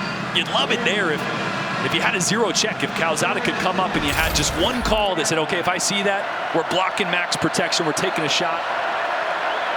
A&M has only run for 10 yards tonight. This is a LSU defense that held Alabama to 6 yards rushing. No safety once again. You're going to get man coverage and a pressure look from LSU. Here they come. Calzada buys time, fires in zone, overshot. Muhammad, the intended receiver, Dwight McLaughlin had the coverage. You've been really impressed by McLaughlin lately. Yeah, filling in for Derek Stingley, right, who has been out for a long time this year, headed to the NFL. McLaughlin wasn't expecting to have a ton of focus this year, but he's been playing really stout on the outside. He's a long kid at 6'2". Those long arms make it really difficult on receivers. And again, cover 0, find your matchup. To me, had Baylor Cupp, your 6'6", 6'7" tight end on a linebacker in the middle of the field, that's where I would have worked, and maybe what Jimbo was telling Calzada there. 33-yarder is good by Seth Small, the senior from Katy, Texas. Jimbo coaching him up. 7-point game. ESPN College Football Primetime, presented by Subway, is brought to you by the Subaru Share the Love event, now through January 3rd. Happy Thanksgiving Also great to see our crew with their families at home and now spending this Thanksgiving weekend with their work family on the road here in Baton Rouge. Hey, the Kubelicks with a showing. Cole must be the team photographer there. See some strawberry pretzel salad. There's a big chunk of it right there. Don't worry. 10-play, 63-yard drive. The big completion to Muhammad against the zone for 39 yards. But A&M having to settle for a field goal. Will go into the end zone. Jordan, I think I had a legit piece of side of strawberry pretzel salad Thursday. Why wouldn't you? For everyone listening, strawberry pretzel salad is the best dish. I think that's both your servings there. That's like a big tile. Like if you retiled your bathroom, you had big tiles. It's like that size. I had about 4 of those. Cole, we see your plate in the foreground. Why are you wasting time with rolls? I make mini Thanksgiving sandwiches. I take those Sister Schubert rolls, turkey. Oh, I call it stuffing, but it's really dressing, and then gravy, and I make little mini Thanksgiving sandwiches. That's a must-have for me. That's a dress. So dressing's in the turkey? No, stuffing. You literally stuff it in. Sense. Yeah. Ty Davis, man. Weird how that works. No, you just stick with the good stuff, just like LSU did with Ty Davis Price in the Florida game. And A&M's got an injured player down on the field.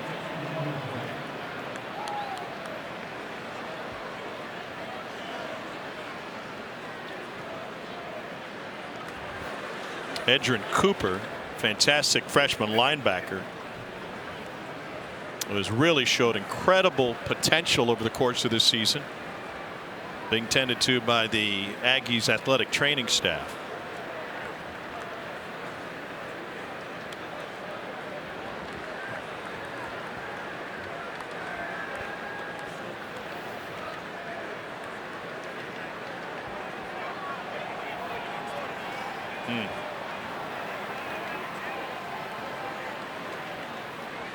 Louisiana native and the product of Covington, Louisiana, getting a long look from the training staff. We'll be back in Baton Rouge right after this.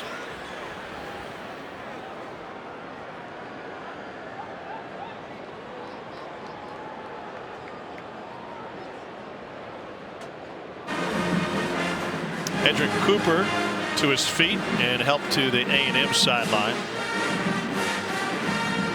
Scary moment as he took a shot at the end of that play and got his neck rolled over. Leaves LSU with a 2nd and 8.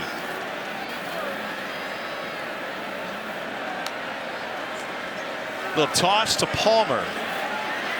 Can't find any space on the edge, and that will leave 3rd and long.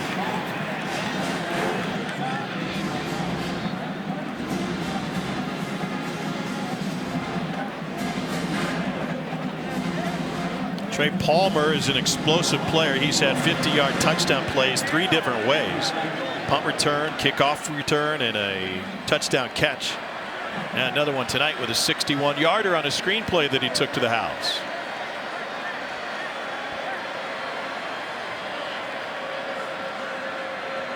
Josh Williams in the backfield next to Max Johnson now. Johnson pressured. Clemens got him. A&M with a sack from Michael Clemens. It's a loss of 8.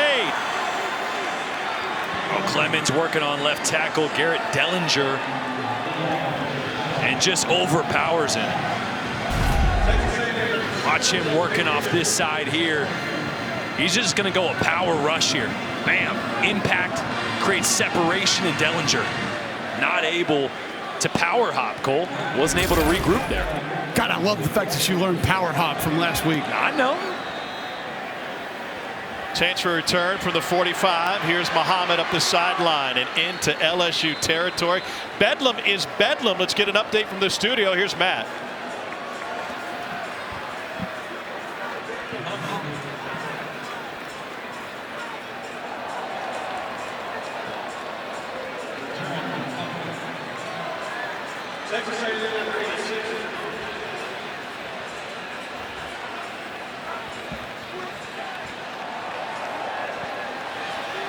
No love lost in a rivalry. I'm told that the PA announcer there tonight at Oklahoma State played Call It Baton Rouge, directed towards Lincoln Riley and Oklahoma. Well played indeed. Then again, Garth is from Oklahoma, so I'm sure they played that song in Stillwater a couple of times before. 6:17 to go in the third quarter here. See if this is an area where A&M decides to take a shot. Going to get man coverage one high here if they want it. Calzada setting up a screen. Spiller couldn't get to it. Pressure all the way into the backfield, and he's had these white unis of LSU in his face all night. Yeah, he's made a couple really nice throws. Calzada has off his back foot. Got such a strong arm, as we mentioned, able to do that. But I have been surprised at how well, obviously on that throw got tipped, but how well he's performed under pressure. Remember, he went out of the game briefly with that shoulder injury earlier. Doesn't seem to be an issue right now. This is an 8-3 A&M team. Pressure up the middle. Calzada gets away from Clark for a moment. Running for his life. And fires incomplete. Damone Clark was shot out of a cannon right through the gap. Wow. Watch number 18, Damone Clark. You said it, shot out of a cannon here, straight up the gut. Again, that bare look with a zero nose ensures that center is going to be occupied. They shoot the gap with that linebacker. And unless the protection is dictated just right, they don't have a man for him, and that's why Calzada ran immediately. A&M just 1 of 8 on third down tonight. Look at these wide nose tackle. Look at it. They're gonna shoot the gap up the middle here. It's a full house. Oh, now they drop 2. Calzada's got all day. Didn't realize he would. Incomplete over the middle. Mike Jones had the coverage on Devon Achane. And that's one of those times that pressure on previous plays sped things up for Zach Calzada, because he retreated. He retreated so far. Watch how deep he gets, because he thinks he's going to get mugged. Linebackers, look at it. I mean, there's no reason to continue running backwards. You have a clean pocket, only 4 rushers, but the pressure on earlier downs really sped things up for Calzada there, and he was seeing ghosts. He ended up on Royal Street. A&M to punt it away. Fair catch taken at about the 12. Tomorrow on Sunday, NFL Countdown, Patriots rookie QB Mac Jones sits down to share his journey to the NFL. Plus, Sam and the guys rank the top plays of the week. Kick off your Sunday with Countdown at 10 a.m. Eastern on ESPN. Then our Week 12 Monday Night Football matchup. Russell Wilson and the Seahawks face a must-win game. Take on the Washington football team that's won 2 straight and back into the playoff hunt. 8 Eastern, 5 Pacific on ESPN, ESPN Deportes, and the ESPN app. Our coverage begins with Monday Night Countdown at 6 Eastern, 3 Pacific.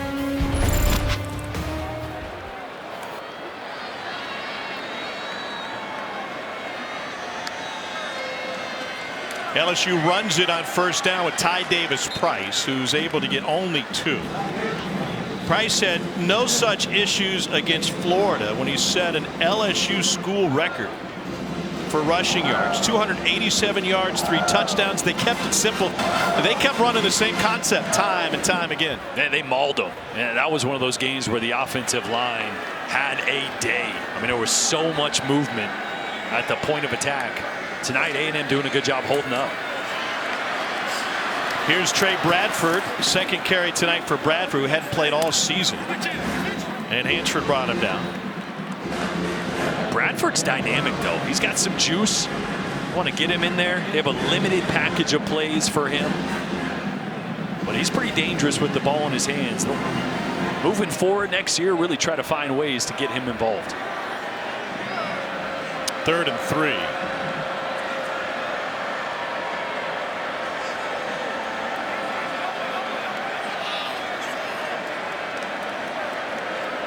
Sometimes they like this quick throw here to Besh in the slot.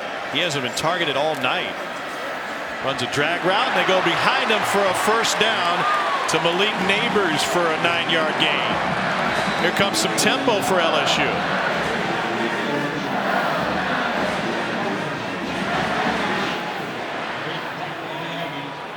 or so we thought. And a check to the sideline for Max Johnson. Have the illusion of tempo there. Doesn't allow A&M to sub if they wanted to. They'll run it on first down. Huge hole. Tight Amos Price. High steps his way through. Past midfield and into A&M territory. Hansford finally got him after a 29-yard gain for the Baton Rouge native. Watch the block by Ed Ingram. Number 70 climbing to the second level, getting on Aaron Hansford, the linebacker, and took him about 5 yards back before Hansford was able to rally for the tackle there. And talking to Jake Peets, Ed Ingram is playing the best football of his life. He's their best up front right now. Third year as a starter on this LSU offensive line.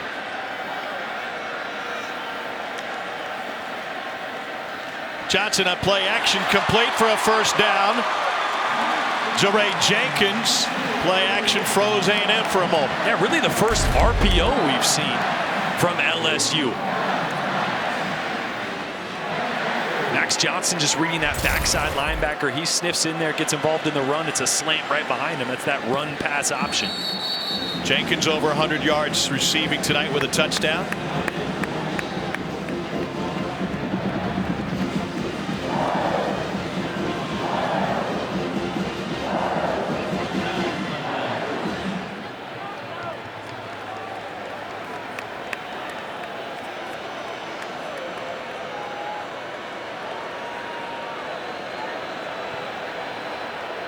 Seventh play of the drive. Johnson fakes a hitch, goes down the sideline, incomplete, and Besh wanted the flag and never came. Damani Richardson had him covered up. First target to Besh tonight. And that's the matchup they want. Jack Besh, he's listed as a tight end, but he's not. He's pretty much a wide receiver. He's athletic enough, and look at that. Gets a step on Damani Richardson, who actually is in great position there coverage. I think the ball was a little too far out of bounds there. Big third down for A&M's defense, coordinated by Mike Elko. He's a hot name with all these coaching openings in Power 5. Play clock winding down. A&M. Oh, LSU will use the timeout. So it's 3rd and 9 now for LSU. We met with Max Johnson early in the season after the season opening win to LSU, and he kind of almost looked like a guy who was seeing things for the first time, right? As a first-year regular starter. What kind of growth have you seen from him this season? A ton of growth. If you think of this offense, it's a lot of 5-man protection, which, as I mentioned earlier in the broadcast, puts a lot of responsibility on the quarterback. A young kid in this system. He's seeing it better and better as the weeks goes on. He's adjusting to the blitzes better, knowing his answers better. We like to compare a lot of quarterbacks to Joe Burrow. Yeah. Joe Burrow was an experienced quarterback when he got here, and it still took him a year in the system to really flourish. Now, on the other side, Besh targeted for just the first time. He's been a revelation this year as a freshman wide receiver. What does that do to a young quarterback when you essentially take away his favorite target? Well, that's really tough, right? And another thing we haven't mentioned, with Besh not practicing all week, that's a quarterback's best friend. It's Max Johnson's best receiver.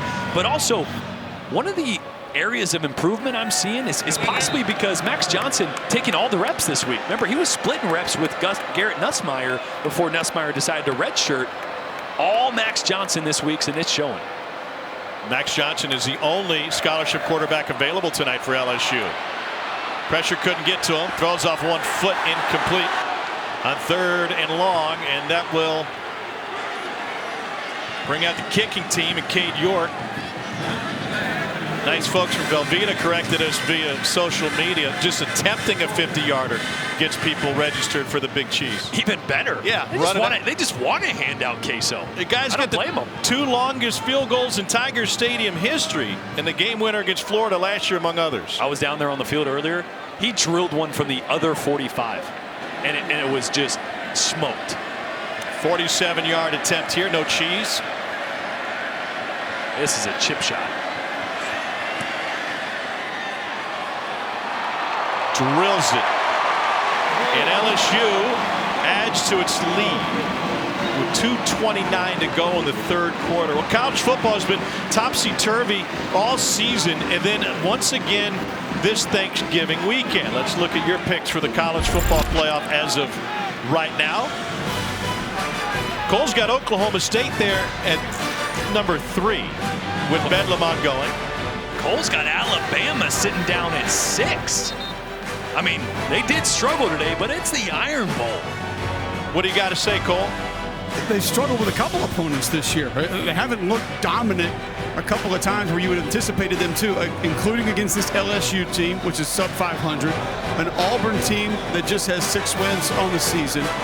You have to dig them for that. Notre Dame has been dominating their opponents. Their resume is vastly underrated. Oklahoma State's resume, vastly underrated. Nobody wants to talk about those things.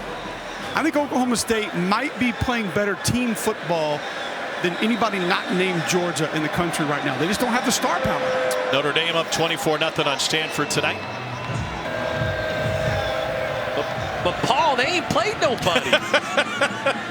I mean, you know, Notre Dame playing Alabama's schedule, I think it's a little different story. But Tom, did you participate in the party? I was asked, but mostly people don't like to see my. I think what's interesting about all of us is we all have Cincinnati ahead of Notre Dame. They own the head-to-head win. What are the odds, though, that Notre Dame ends up in front of Cincinnati?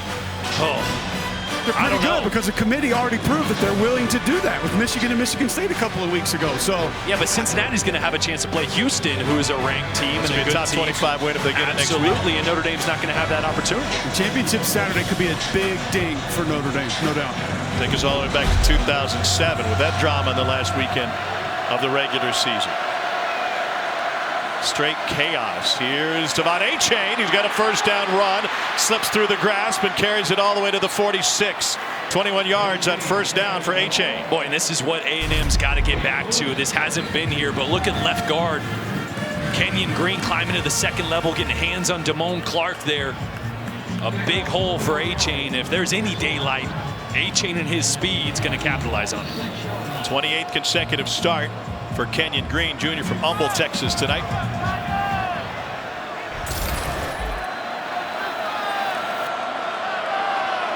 A&M still with only 31 rushing yards as a team. Pressure from the edge. Achane goes left side this time. And Damone Clark finally brings him down after a pickup of 7. Boy, LSU back into a 4-down front there, and Texas A&M getting into a gap scheme. Yeah, a little pin and pull there. Kenyon Green blocking down. Yeah, Bryce Foster pulling around, got a great block there. Man, I would just rinse and repeat. This is the rhythm that A&M needs to get into. Running the football is when this offense is at its best, setting up the pass. Let's see if they stick with it here on second down. Came into this game top 40 in the country in rushing and passing. Great balance. Achane with a first down run. Runs into his own man, bounces back to the inside. 19 yards that time for Devon Achane. Boy, watch Damone Clark here. He's going to hit this gap, the B gap, but the run hits in the C gap. We talk about Damone Clark playing so fast, so physical. 99% of the time, that's a great thing. Sometimes, though, you jump a gap a little early. That's when it hits you on the outside. First and 10. Achane bottled up, and they bring him down. Loss of 2. B.J. Ojulari, sophomore out of Marietta, Georgia, with the tackle for LSU.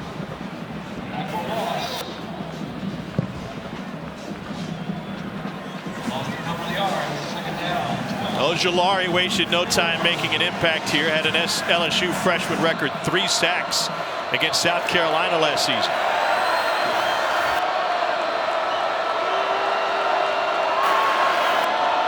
An LSU defense that has been productive tonight, but a shell of itself relative to the talent they had on the field to start the year. Calzada on the run. Here's Achane. And another Aggie first down. Takes it for 16 that time.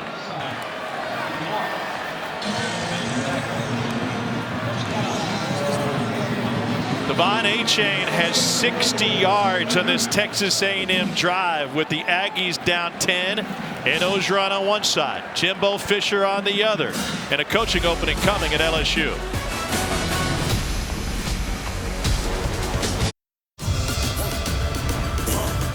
ESPN, home of the college football playoff. Run it. Calling Baton Rouge in the background at Death Valley. This is the SEC on ESPN. Hello, Samantha dear. Texas A&M knocking on the door, ball on the 15-yard line. Cole, you said LSU looks tired. Yeah, just saw some hands on hips, couple defenders bent over after that last play ended. A little extended break could give them the juice they need to get a stop. Start of the fourth quarter in this great SEC rivalry. Out of the pistol, Calzada to A-Chain. And A-Chain gets bottled up by Sony Fanu and his friends for no gain. This is an LSU defense that might be tired because of the depth situation. They have lost some great players. Andre Anthony, Mason Smith, Derek Stingley, first rounder in the secondary, Eli Ricks. Joe Evans, one of their defensive linemen, left the team when the producers from American Idol said, come out to LA. They've lost guys for all sorts of reasons. I might go do American Idol too. At least you finished your football career. Calzada over the middle.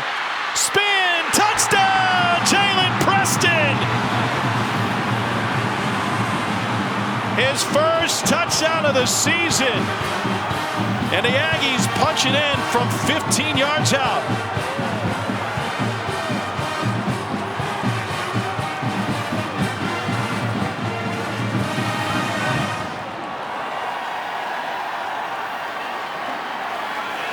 Seth Small for the point after. Devon A-Chain did the heavy lifting, 60 of the 75 yards on that drive. And then Calzada able to get this in. Yeah, watch all the communication issues LSU had right before that ball was snapped. They go in cover zero. Watch this. Watch all the communication here. No, we missed it. So there was a lot of trying to figure out who was on who before that snap. And in fact, the linebackers bumped out to the right that time. And that's right where A&M attacked them. So you go cover zero, your communication has to be good. And on the inside, you have to play hard inside leverage. If you're on that slot receiver as a DB, you got to be a yard or 2 yards inside. You're okay if he gets vertical or goes outside, right? Don't give him the short, easy throw to walk in the end zone. Great effort by Preston, the junior from Manville, to get in there. He's been around this program for a while. 2018 got a touchdown pass from Nick Starkel. It's a blast from the past for this A&M program. The loss here for the Aggies would put them at 500 in the SEC. Definition of average. Yeah. You said that this morning on SEC Nation. Definitely a year underperforming the standard that's been set here at A&M. Meanwhile, LSU has been sensational under Ed Orgeron with a national title and a dream come true. LSU has deep pockets, outstanding facilities. It's in the Southeastern Conference. Jimbo, I think long-term, might see the opportunity at LSU. Tom Herman's still the guy that LSU has targeted, the guy they zeroed in on. I think they'd love to have something in place with him by later today. Don't believe anything that you read. Can you confirm those reports are false? Absolutely. Sure. LSU will name Ed Orgeron as the permanent head coach in Baton Rouge. Coach O is achieving a lifelong dream by getting that job. This rivalry was at the center of that job opening. Talking with Coach O, he said, you know, on Thursday they said it was Jimbo's job. On Friday they said it was Herman's job. He said, we woke up Saturday morning, my then wife turned to me and said, today's our day. And it ended up being Ed O's job. Yeah, and look what happened. It was the right decision. Led him to a national championship. Was crucial in getting Joe Burrow to transfer in. Crucial in going and finding Joe Brady for that magical run in 2019. But the expectation here at LSU is that it's championship and competing for championships year in and year out. It was a fantastic 2-year run that culminated in that national title. 50 wins on the season, in his career for LSU, and of course that national championship. They haven't finished with a losing season since 1999, and he's trying to avoid that. 50-20 don't get you fired from many places. No. Anywhere.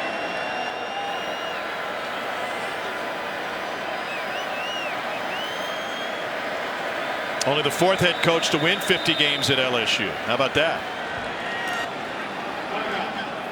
Last coach that finished with a losing season was Jerry DiNardo.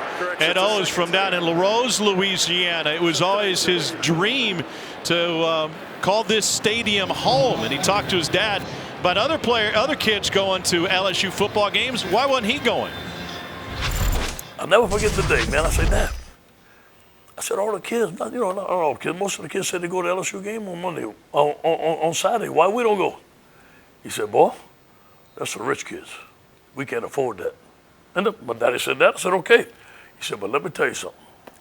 You keep on working like you are, you will never need a ticket to get into that stadium. Think about when they gave me the key to Tiger Stadium. So every time I open that, I think about my father. It's pretty cool. Ed Orgeron has a lot of things as a head coach. Perhaps his best quality is as a motivator. Every Friday at 3 o'clock for home games, they have a team meeting that is essentially a pep talk. One team, one heartbeat. Someone selected to bang the big drum. Max Johnson goes down and bang that drum with Michael Clemens. 2nd sack of the game.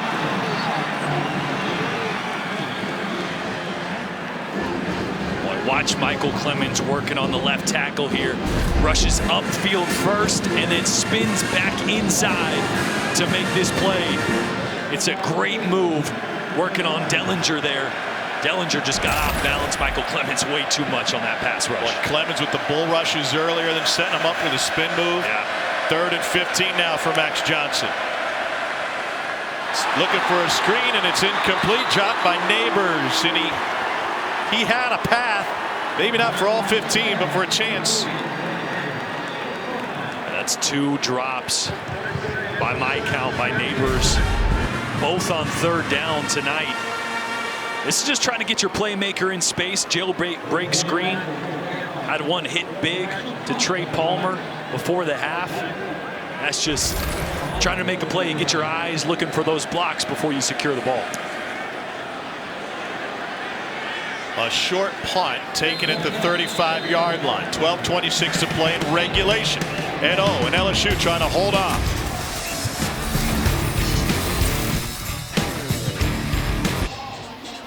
Tomorrow we'll have the ESPN Events Invitational Consolation game between 4th-ranked Kansas and Rick Pitino's Iona squad. Owns a top 10 win against Alabama. It's 1 Eastern, 10 a.m. Pacific on ESPN and the app. Championship game between Dayton and Belmont is on ESPN2 at 4 Eastern, 1 Pacific. Thanks to Wheels Up, helping make travel easier. Jordan was at SEC Nation on the plains this morning and in Baton Rouge this afternoon after flying in from Auburn. Got a pink plane. Yeah, it was. A little change up. Clash with your maroon. A&M down 3. Calzada backpedaling and couldn't find Spiller. They ask a lot of guys like Micah Baskerville. When we talk zero pressure, I think people think they're just setting the house, but a lot of times they're zone blitzing. They're asking Baskerville to drop, and there's a lot of responsibility on his plate. Yeah, both the linebackers. I mean, you kind of have an option. You're either blitzing unless the line slides to you, then you're a dropper, but you could be blitzing. You also got to pick up the back out of the backfield. So it's not just pin your ears back and go. It's pin your ears back and go, but you better have your head on a swivel because your responsibility could change in a split second. Baskerville and Clark, 2 of the most productive linebacking in tandem in LSU history. Calzada hit from behind, drop. Oh, Preston, who had the touchdown grab, started to turn upfield before he put the ball in. Boy, this is where you're seeing how thin A&M is at wide receiver. The second drop we've seen by Preston. They used to have Demas and Lane or Chapman for most of the season. Those are guys that are trustworthy. Calzada's working with a group of guys that he knows, but not quite as well as some of the ones he's missing tonight. Only 1 third down conversion tonight for the Aggies. Cover 0. Here they come up the A-gap. Calzada, back foot heaves, flag on the play, and it falls incomplete.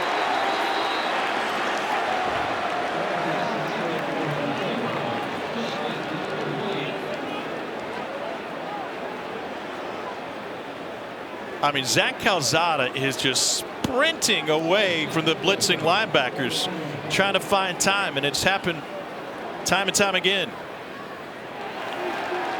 They'll decline it. Personal foul, chop block, offense. The penalty is declined. Result of play is 4th down. Yeah, just unfortunate on that one that A&M didn't have any short routes. All 3 wide receivers were going deep. Not sure if that's what Jimbo was talking about. Sometimes you have a sight adjust. So maybe Anaya Smith there is supposed to see the blitz, get his eyes inside, a quick option for Calzada. Instead, everybody running deep, and Calzada just had to chuck it. Constantinu will punt it away to Trey Palmer. Another 3 and out for A&M. LSU's a program looking for redemption. A lot of the focus has been on Ed Orgeron and how they're going to finish the season, trying to finish the season with a 500 record. But Jordan, not enough people are talking about this season for Texas A&M. Jimbo Fisher was brought in at great expense to lead A&M to a championship. They're a long ways away from that right now. Yeah, Kevin Sumlin got let go after a number of 8-win seasons. So this is not the standard that Texas A&M wants, right? They invest a ton of money into Jimbo Fisher, into their facilities. They expect to be a top-tier team. And yes, they knocked off Alabama, but slipping up at times throughout the year is not exactly what Jimbo Fisher expects from his team. Thought they took a step forward last year with Kellen Mond, 5th in the CFP rankings. Johnson scrambles for a near first down, 9-yard gain. They lose the quarterback. Haynes King injured earlier this season. He came out during warm-ups tonight, probably, by the way, to try and get something going. Now going forward, Jimbo's got an incredible recruiting class next year. Guys lined up years down the road. New indoor facility coming. The investment continues in the program. Johnson drilled as he tried to set up. It's another sack for Clemens, his 3rd of the night. Well, here's one thing you can't do. Even though Dellinger is really struggling at left tackle, you can't have a tight end blocking Michael Clemens. Dellinger sliding inside there. You have a tight end one-on-one with Michael Clemens. That's a bad matchup if it's a left tackle, let alone a tight end there. Can't expect him to block Michael Clemens, and he has been a problem tonight for LSU. Just a mind-boggling ask.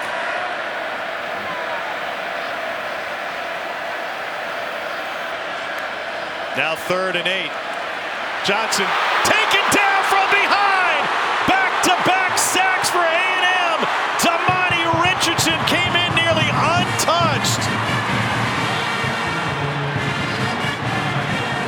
It's a couple times that Max Johnson has just been unaware of where his hot route is and where the problems are. You're going to see Damani Richardson come off this side. Watch Besh right here. Besh goes to block, but then he's not supposed to. He's releasing. That's either a complete blow, complete mess up, mental error by Jack Besh, or Max Johnson's got to know I'm hot to that side. My answer is the quick throw to the tight end. The hots have been an issue all season for Max Johnson. Mohammed trying to find some space, weaves through traffic and takes it into LSU territory. Not quite the wrecking crew, but the Aggies are wrecking Max Johnson tonight. Yeah, and once again, you can't ask a tight end to block a blitzer. Can't ask a tight end to block Michael Clemens. And that one right there, that one doesn't feel good.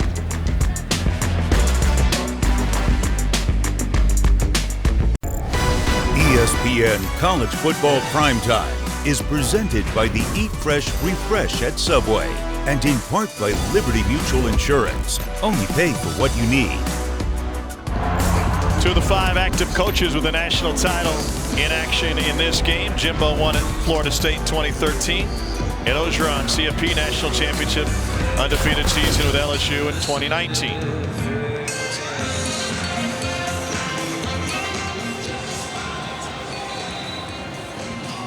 This is an absolutely huge drive for A&M. 3 straight incompletions last time they had the ball. I gotta think you gotta start this drive with the run. Establish that ground game again here in a game that's close, only down 3. Spiller dragged down by Baskerville after picking up 3. It's interesting. Last drive, A&M went back to the condensed formations. Remember early in the game I said this cover 0 pressure look for LSU doesn't like when you get in spread formations. I would widen things back out if I'm Jimbo Fisher. Give your quarterback a clear picture of what he's seeing, what pressure may or may not be coming. But again here, one back and one tight end attached, formation into the boundary. Spiller hit and dropped to the backfield. Baskerville, senior out of Shreveport, comes up for the stop. He is all over the place tonight.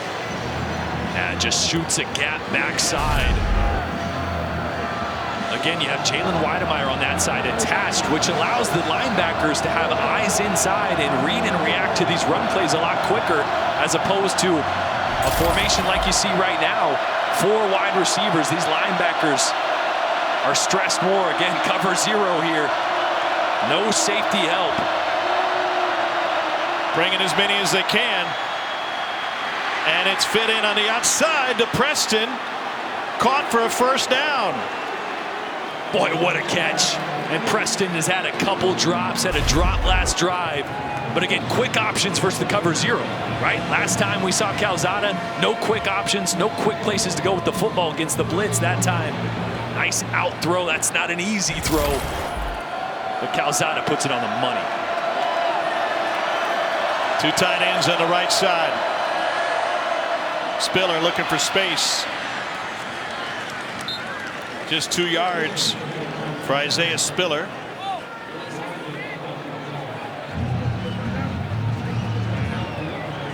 He's now over 1,000 for the season. And as good as Spiller's been in his career, it hasn't been tonight. I'm surprised they're not trying to run a little bit more with A-Chain. He's been the one that's been able to get vertical, get north and south, make some plays.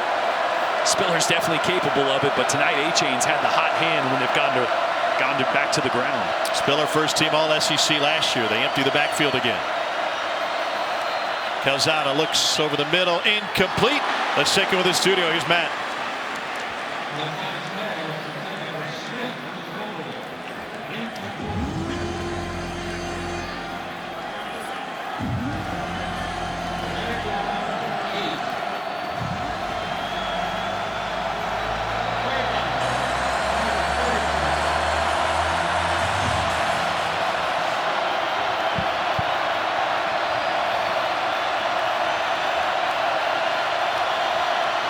Sooners have won 6 straight in that rivalry. Big 3rd and 8 for A&M. Calzada pulls it back, pressured, hangs a U-turn, stays alive. Bullet complete short of the sticks, and a run for a first down for Preston again. He's got it outside the numbers and into the end zone. Touchdown A&M. 2nd of the night for Jalen Preston.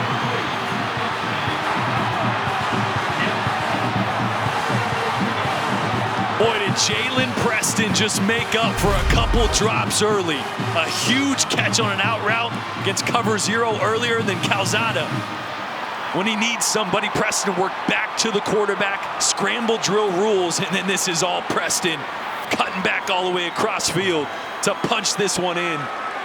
And A&M takes the lead. Didn't have a touchdown catch all season. He's got 2 tonight.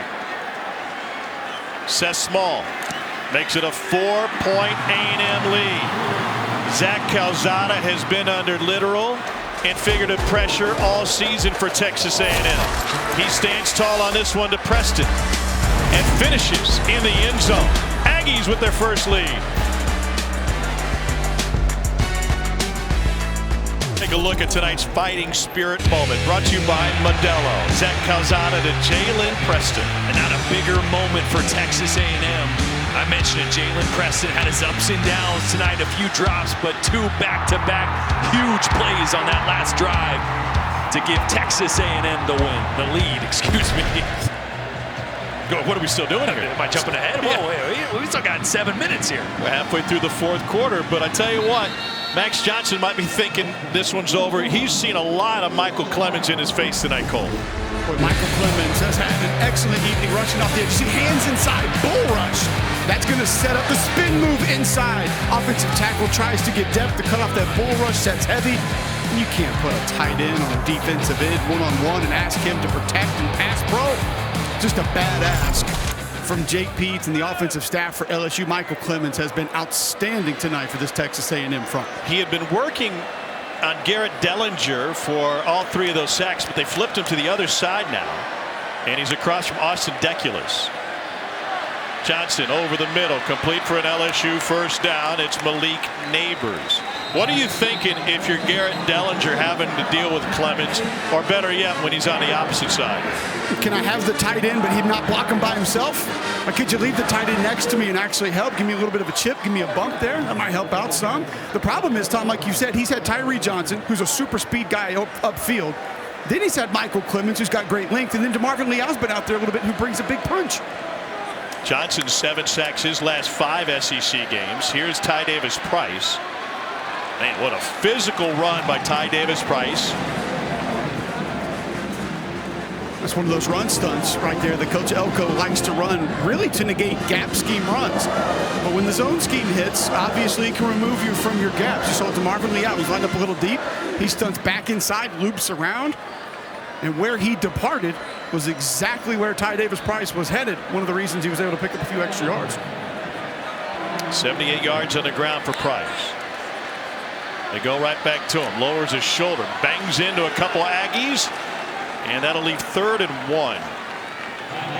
Well, hold on. Looks like the spot may be good enough for a first down. It is. Yellow line obviously unofficial. You hadn't caught up to that yet. And Jake Peets can open up the playbook here as Besh enters. Got a feeling Max Johnson's going to find Jeray Jenkins here pretty soon, having a monster night. He's been his go-to.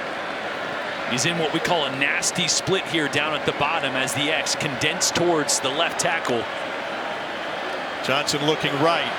Heaves over the top. It is incomplete. Neighbors the intended receiver. Antonio Johnson, the nickelback out of East St. Louis, Illinois, into coverage. Just a little big box concept here. You got a hitch on the outside, a slot fade by Neighbors. That's a pretty well thrown ball here. Man, Neighbors had a rough night. I mean, he's a youngin'. He's just coming into his own. He's got a lot of good football ahead of him. Great game last week, but really struggled catching the football tonight. I feel like we've seen a lot of drops this weekend in college football. Ty Davis Price stuck on 2nd and long. Go back to the Egg Bowl, Mississippi State. Dropped multiple touchdown opportunities. 3 in a row on that one drive. Richardson shoving up front with Cardell Thomas, a sophomore from Baton Rouge, getting another start. All right, 3rd and long here, passing situation. Got to find out where Michael Clemens is. Got to make sure. Number 1. You got more than one guy on him. He's going to be lined up on Garrett Dellinger again.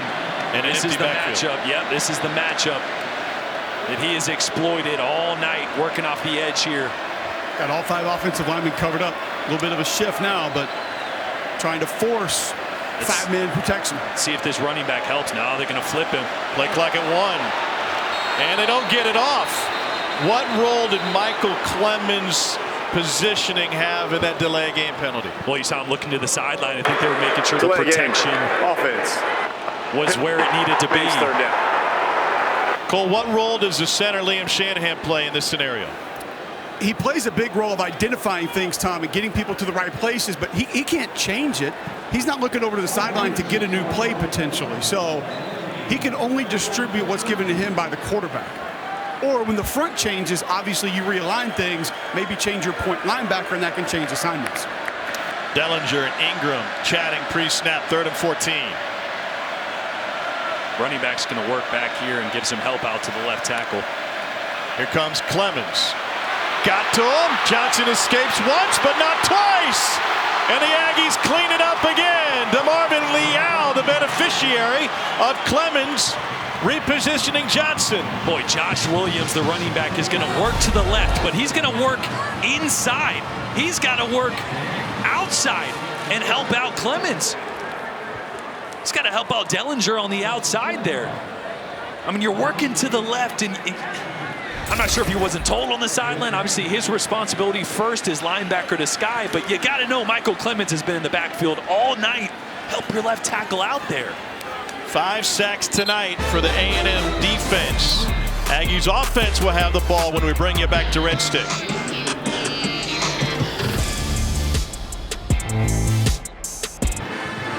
Jason Aubrey with the announcement a moment ago, the personal foul penalty on Texas A&M Terrion Lee Jr. for blocking out of bounds on the punt.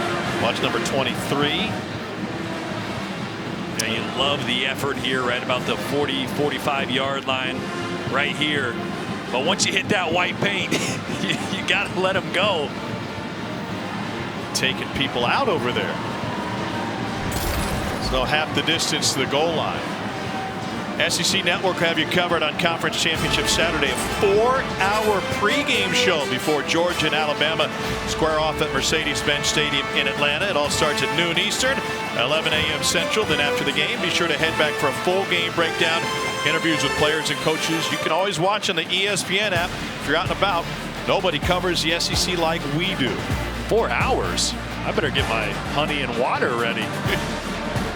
Oh, JoJo's coming?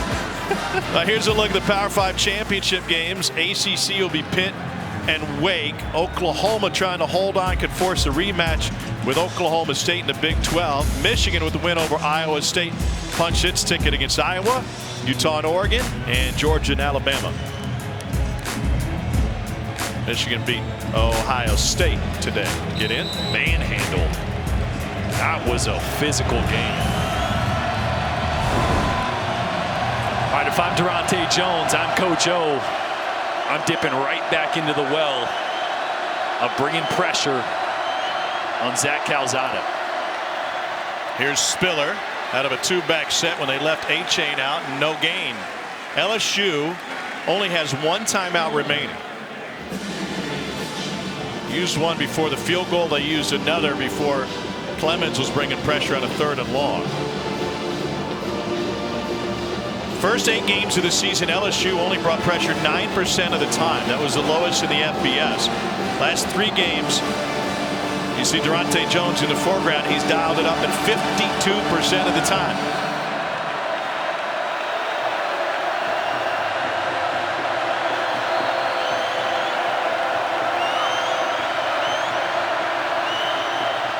Spiller again. And he steps out of bounds to stop the clock. A gain of 9. That'll set up 3rd and 1. That's a great physical run there by Spiller when A&M needed it. You knew they were going to keep it on the ground to keep that clock rolling. How about Anaya Smith out there? 5'10", 190 pounds.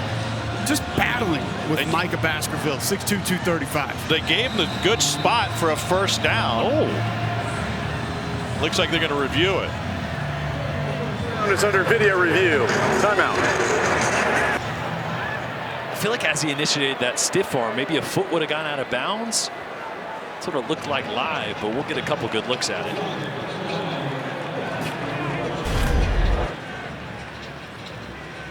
Just a little toss crack play. 2 down, 2 around. And Ogeron right on top of it. Yeah, did that toe go out?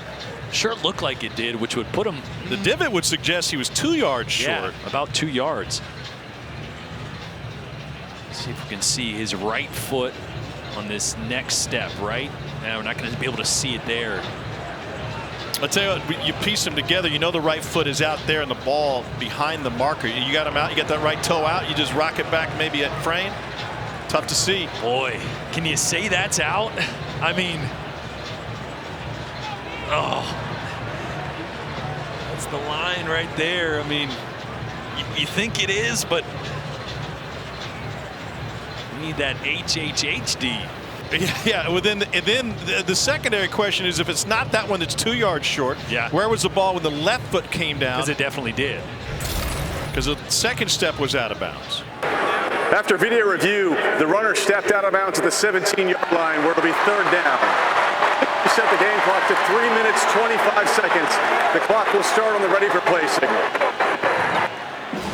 All right, so 3rd down, and Spiller has really turned it up here in the 4th quarter.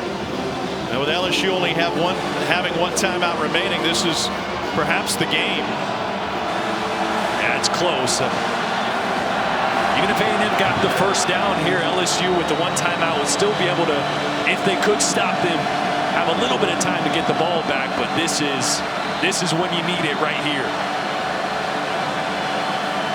3rd and 2. They need really good push in here. I'd be behind 55 if it was me. Out of Glenn Logan and Neil Farrell. Kenyon Green, the left guard Cole was referencing. Weidermeyer motions. They're going to throw it. Calzada pressured, lets it go. It is caught short of the stick by Weidermeyer. Damone Clark, another tackle. Play call? Don't love it. I don't love it at all. You get your right-handed quarterback sprinting shallow to the left, asking him to throw. I know you're trying to out-leverage quickly to the flats there, but that is a tough throw and great coverage here by LSU. Trying to get Jalen Weidermeyer in the flats, but you know you were going to have pressure. That means the quarterback's got to stay flatter. It's just a really hard throw. Ball was tipped, which forced the incompletion, and now leaves the Aggies to punt it away. Or pardon me, caught it short. Constantinu drills it. Trey Palmer, flag on the play. This one likely coming back, and he takes it out to the 31-yard line. Stays on his feet. We got extra shoving after that 52-yard punt. And Richardson wanting a flag at the end of that one. And officials have to sort this out. You know, you go back to that 7 overtime game. There is no love lost between these two programs. LSU had won 7 straight, had won all of them as SEC matchups before the 7 overtime game. Question at the end of this play. Did A&M come out of there with the ball, or was forward progress stopped by Palmer on the return? And then they'll sort out the flag. The ruling on the field is the runner's forward progress was stopped prior to loss of possession. During the return, personal foul, illegal blindside block, return team number 26. The penalty is half the distance to the goal. It'll be first down LSU.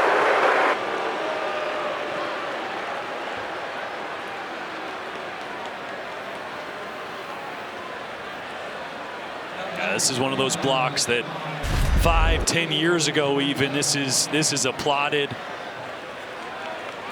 They don't want you to go up high there, attacking the head or neck area. They want you to try to keep that down around the chest, get your helmet, get everything out of it. I think the LSU blocker there did everything he could. Just seeing that bang bang a little too high on that cutback block. So 2-minute drill now for LSU from the 15-yard line and only one timeout. Tell you what, if you could write the script to a movie, this would be one of those endings that you'd only believe if you were watching it.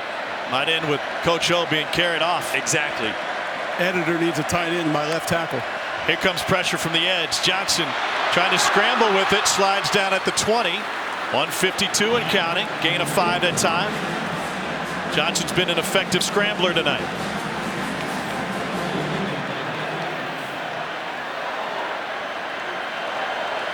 Second of 5. They bring 4.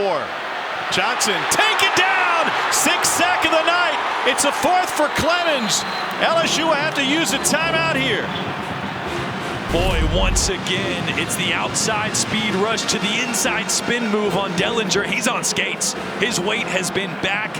Clemens has gone speed rush to power to outside to spin move inside. I mean, he is so far in the head of Dellinger, the left tackle right now. But we are lucky to have you two on this broadcast. We'll talk to Cole in just a moment about it, but from a quarterback perspective, you see number 2 lined up just in your line of vision. What are you thinking every snap? Get rid of the football.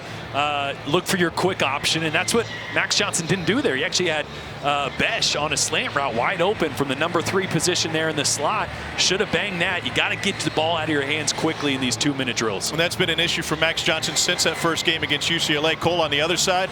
Garrett Dellinger has had his hands full. He's been put on an island tonight. All right, so let me show you just a little bit here what we're dealing with. So you have really 2 options. You can jump set and get width outside. You're going to try to cut off that path to the quarterback.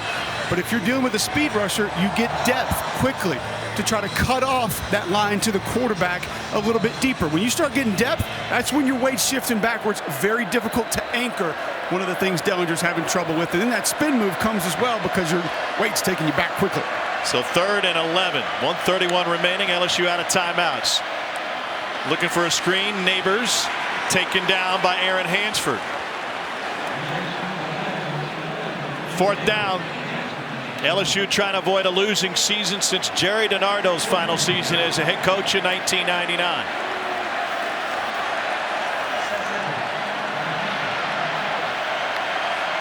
Johnson on 4th. Stands tall, delivers a strike to Besh.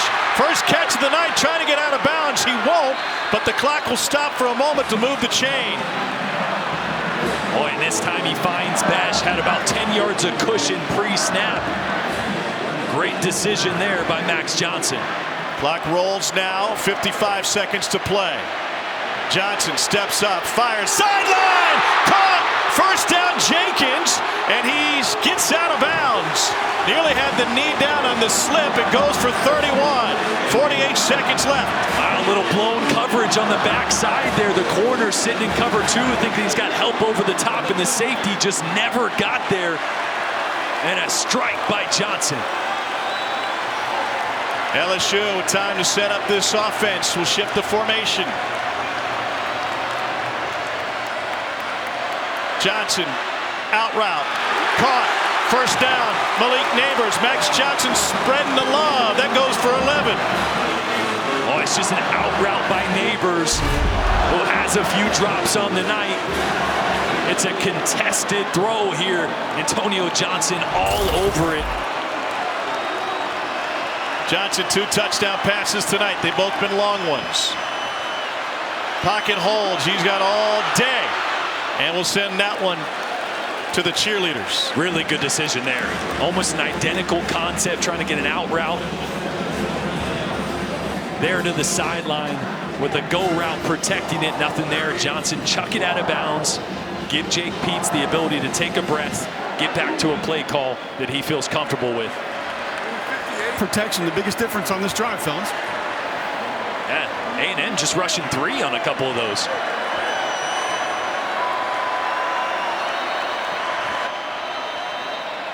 A&M will use a timeout. Texas A&M. This is their first charge. Michael Clemens was lined up with that 3-man line on the other side. Cole, let me ask you, why not put Michael Clemens over Garrett Dellinger every single play? One reason would be that you have other quality pass rushers. DeMarvin Leal's had some success out there tonight, so there are other bodies that could win. But mentally, emotionally, I see exactly where you're coming from, Tom. The guy's had a lot of success. Jordan mentioned it earlier. Dellinger's been on skates a lot of the night. Get in his head, get out there, and try to make something happen, especially if you're going to rush 3. If you can get that one-on-one, you probably think that that's going to be a win. But a lot of times, alignment, strength, boundary field, where the ball is, takes different defenders different places. Now let's go upstairs. Jake Peets has found a rhythm in play calling with his quarterback on this drive. Yeah, and I think you got to be careful of blitz here, because A&M showed right before that timeout in one of those looks where Damani Richardson blitzes off the edge, so give some protection. And again, a bunch formation. It looks like it's going to be to the boundary. Jake Besh at the bottom of your screen. Richardson has 1 sack tonight. They got 3 safeties in the game now.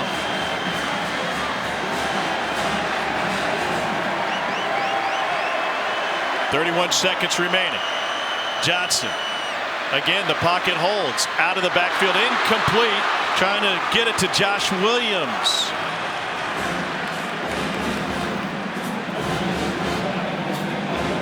Third and 10. Yeah, another high-low concept there. A go route, a corner route. Running back and Besh coming to the short side as quick options. Well, this is one where you might take a shot. He got man coverage. Neighbors here with a little cushion, but he's going to be in man. Might take a shot right there. See if Johnson has time. Here comes the pressure. Lets it go. It is caught. Jermaine Jenkins. 28-yard strike. Yeah. Coach O trying to go out a winner.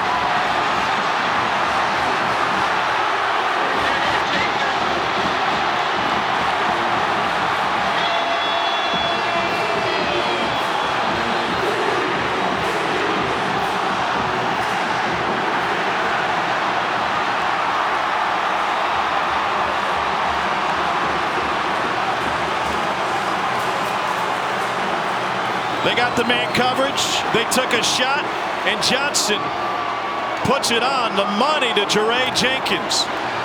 The color of the back of his jersey indicative of the pressure he's been under. Can't speak enough of the pressure Ed Orgeron's been under. Boy, nobody wants to send Coach O out on a higher note than everybody wearing white down there on the sideline. Cade York makes it a 3-point lead with 20 seconds remaining. Aggies still have 2 timeouts left. And an absolute dagger of a throw by Max Johnson. You mentioned it. Would he have enough time to take a shot? Well, he took a shot, and he delivered an absolute dime. Watch the pressure that Johnson's under here. He knows he's going to get hit, puts just enough air under that. Now, we'll say Jeray Jenkins got away with a little bit of hand fighting there on Jalen Jones. Boy, extends his hand a little bit, creates a separation, but the ball is right on the money to Jenkins, who's having a monster night. Coach O and LSU have the lead on that 85-yard drive. Max Johnson went 5 for 7 through the air for 80 of the yards. Jimbo can feel it. He's only got 20 seconds left with an A&M team down a field goal. What a night for Jeray Jenkins. 141 yards through the air. The strong arm Calzada will have his shot.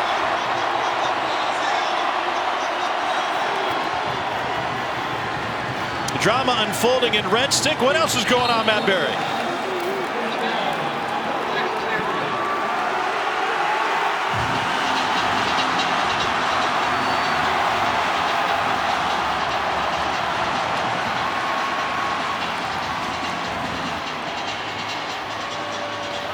All right, Matt, thanks. Well, if history is any indication, we might be here a while.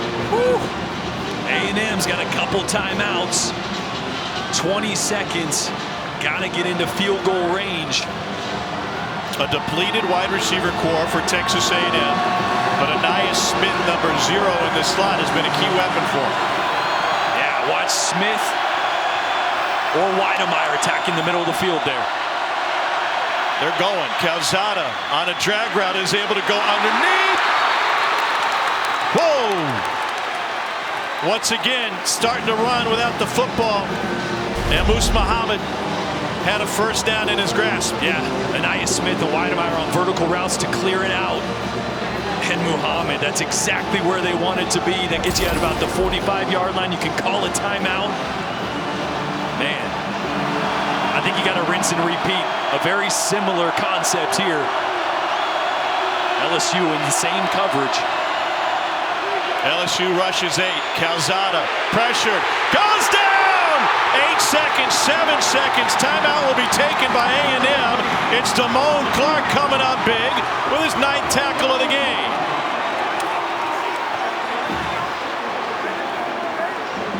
Just no quick option there. You're going to see Clark right there. Reading, as soon as that running back stays in the block, Clark is free to rush the quarterback. And he's not identified in the initial protection there by at least the right side of that offensive line, which is why he's not picked up. And Calzada nowhere to go with the football and not able to get away from number 18.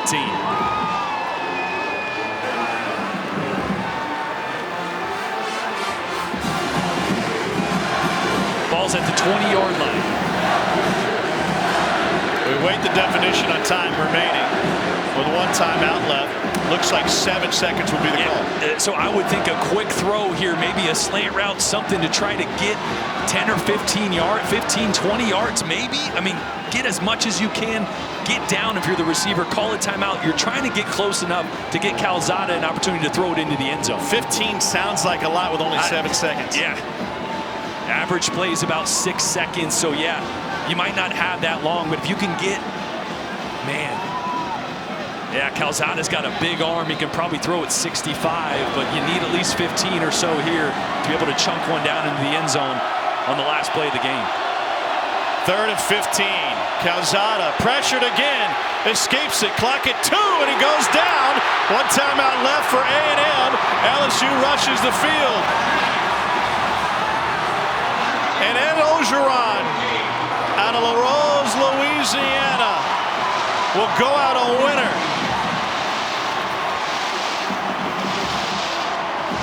(27-24) the final. And it ends on an LSU sack. Quick pleasantries with Jimbo and Coach O, and the Tigers bowl eligible. Hugs and smiles down the field. Cole, it's yours. Coach O, are you kidding me? These guys kept on fighting, man. Hey, I can't say enough about our football team and our coaching staff. So proud of this team. Why did this team play for you tonight the way that they did? It was about 19 seasons. It wasn't about me. I told them this is never going to be about me. This is about the team, one heartbeat. So proud of them. Jeray Jenkins down the sideline, man-to-man coverage, catches that touchdown. Take us through what you're thinking when you're watching that play. I felt we were going to make the play the whole time. I thought Jake did a great job of calling the last couple of plays of the game. Give it to our whole team. This is a big team win. Coach O, give it to me one more time. Go Tigers. Wow. Boundless enthusiasm and optimism for Ed Orgeron in his final game as LSU's head coach. Game-winning touchdown with 20 seconds left in a thriller in Baton Rouge. Let's get you to BYU, USC, where Dave Fleming, Rod Gilmore, and Stormy Bonatoni are on the call. So long from a thriller in the SEC tonight from Baton Rouge.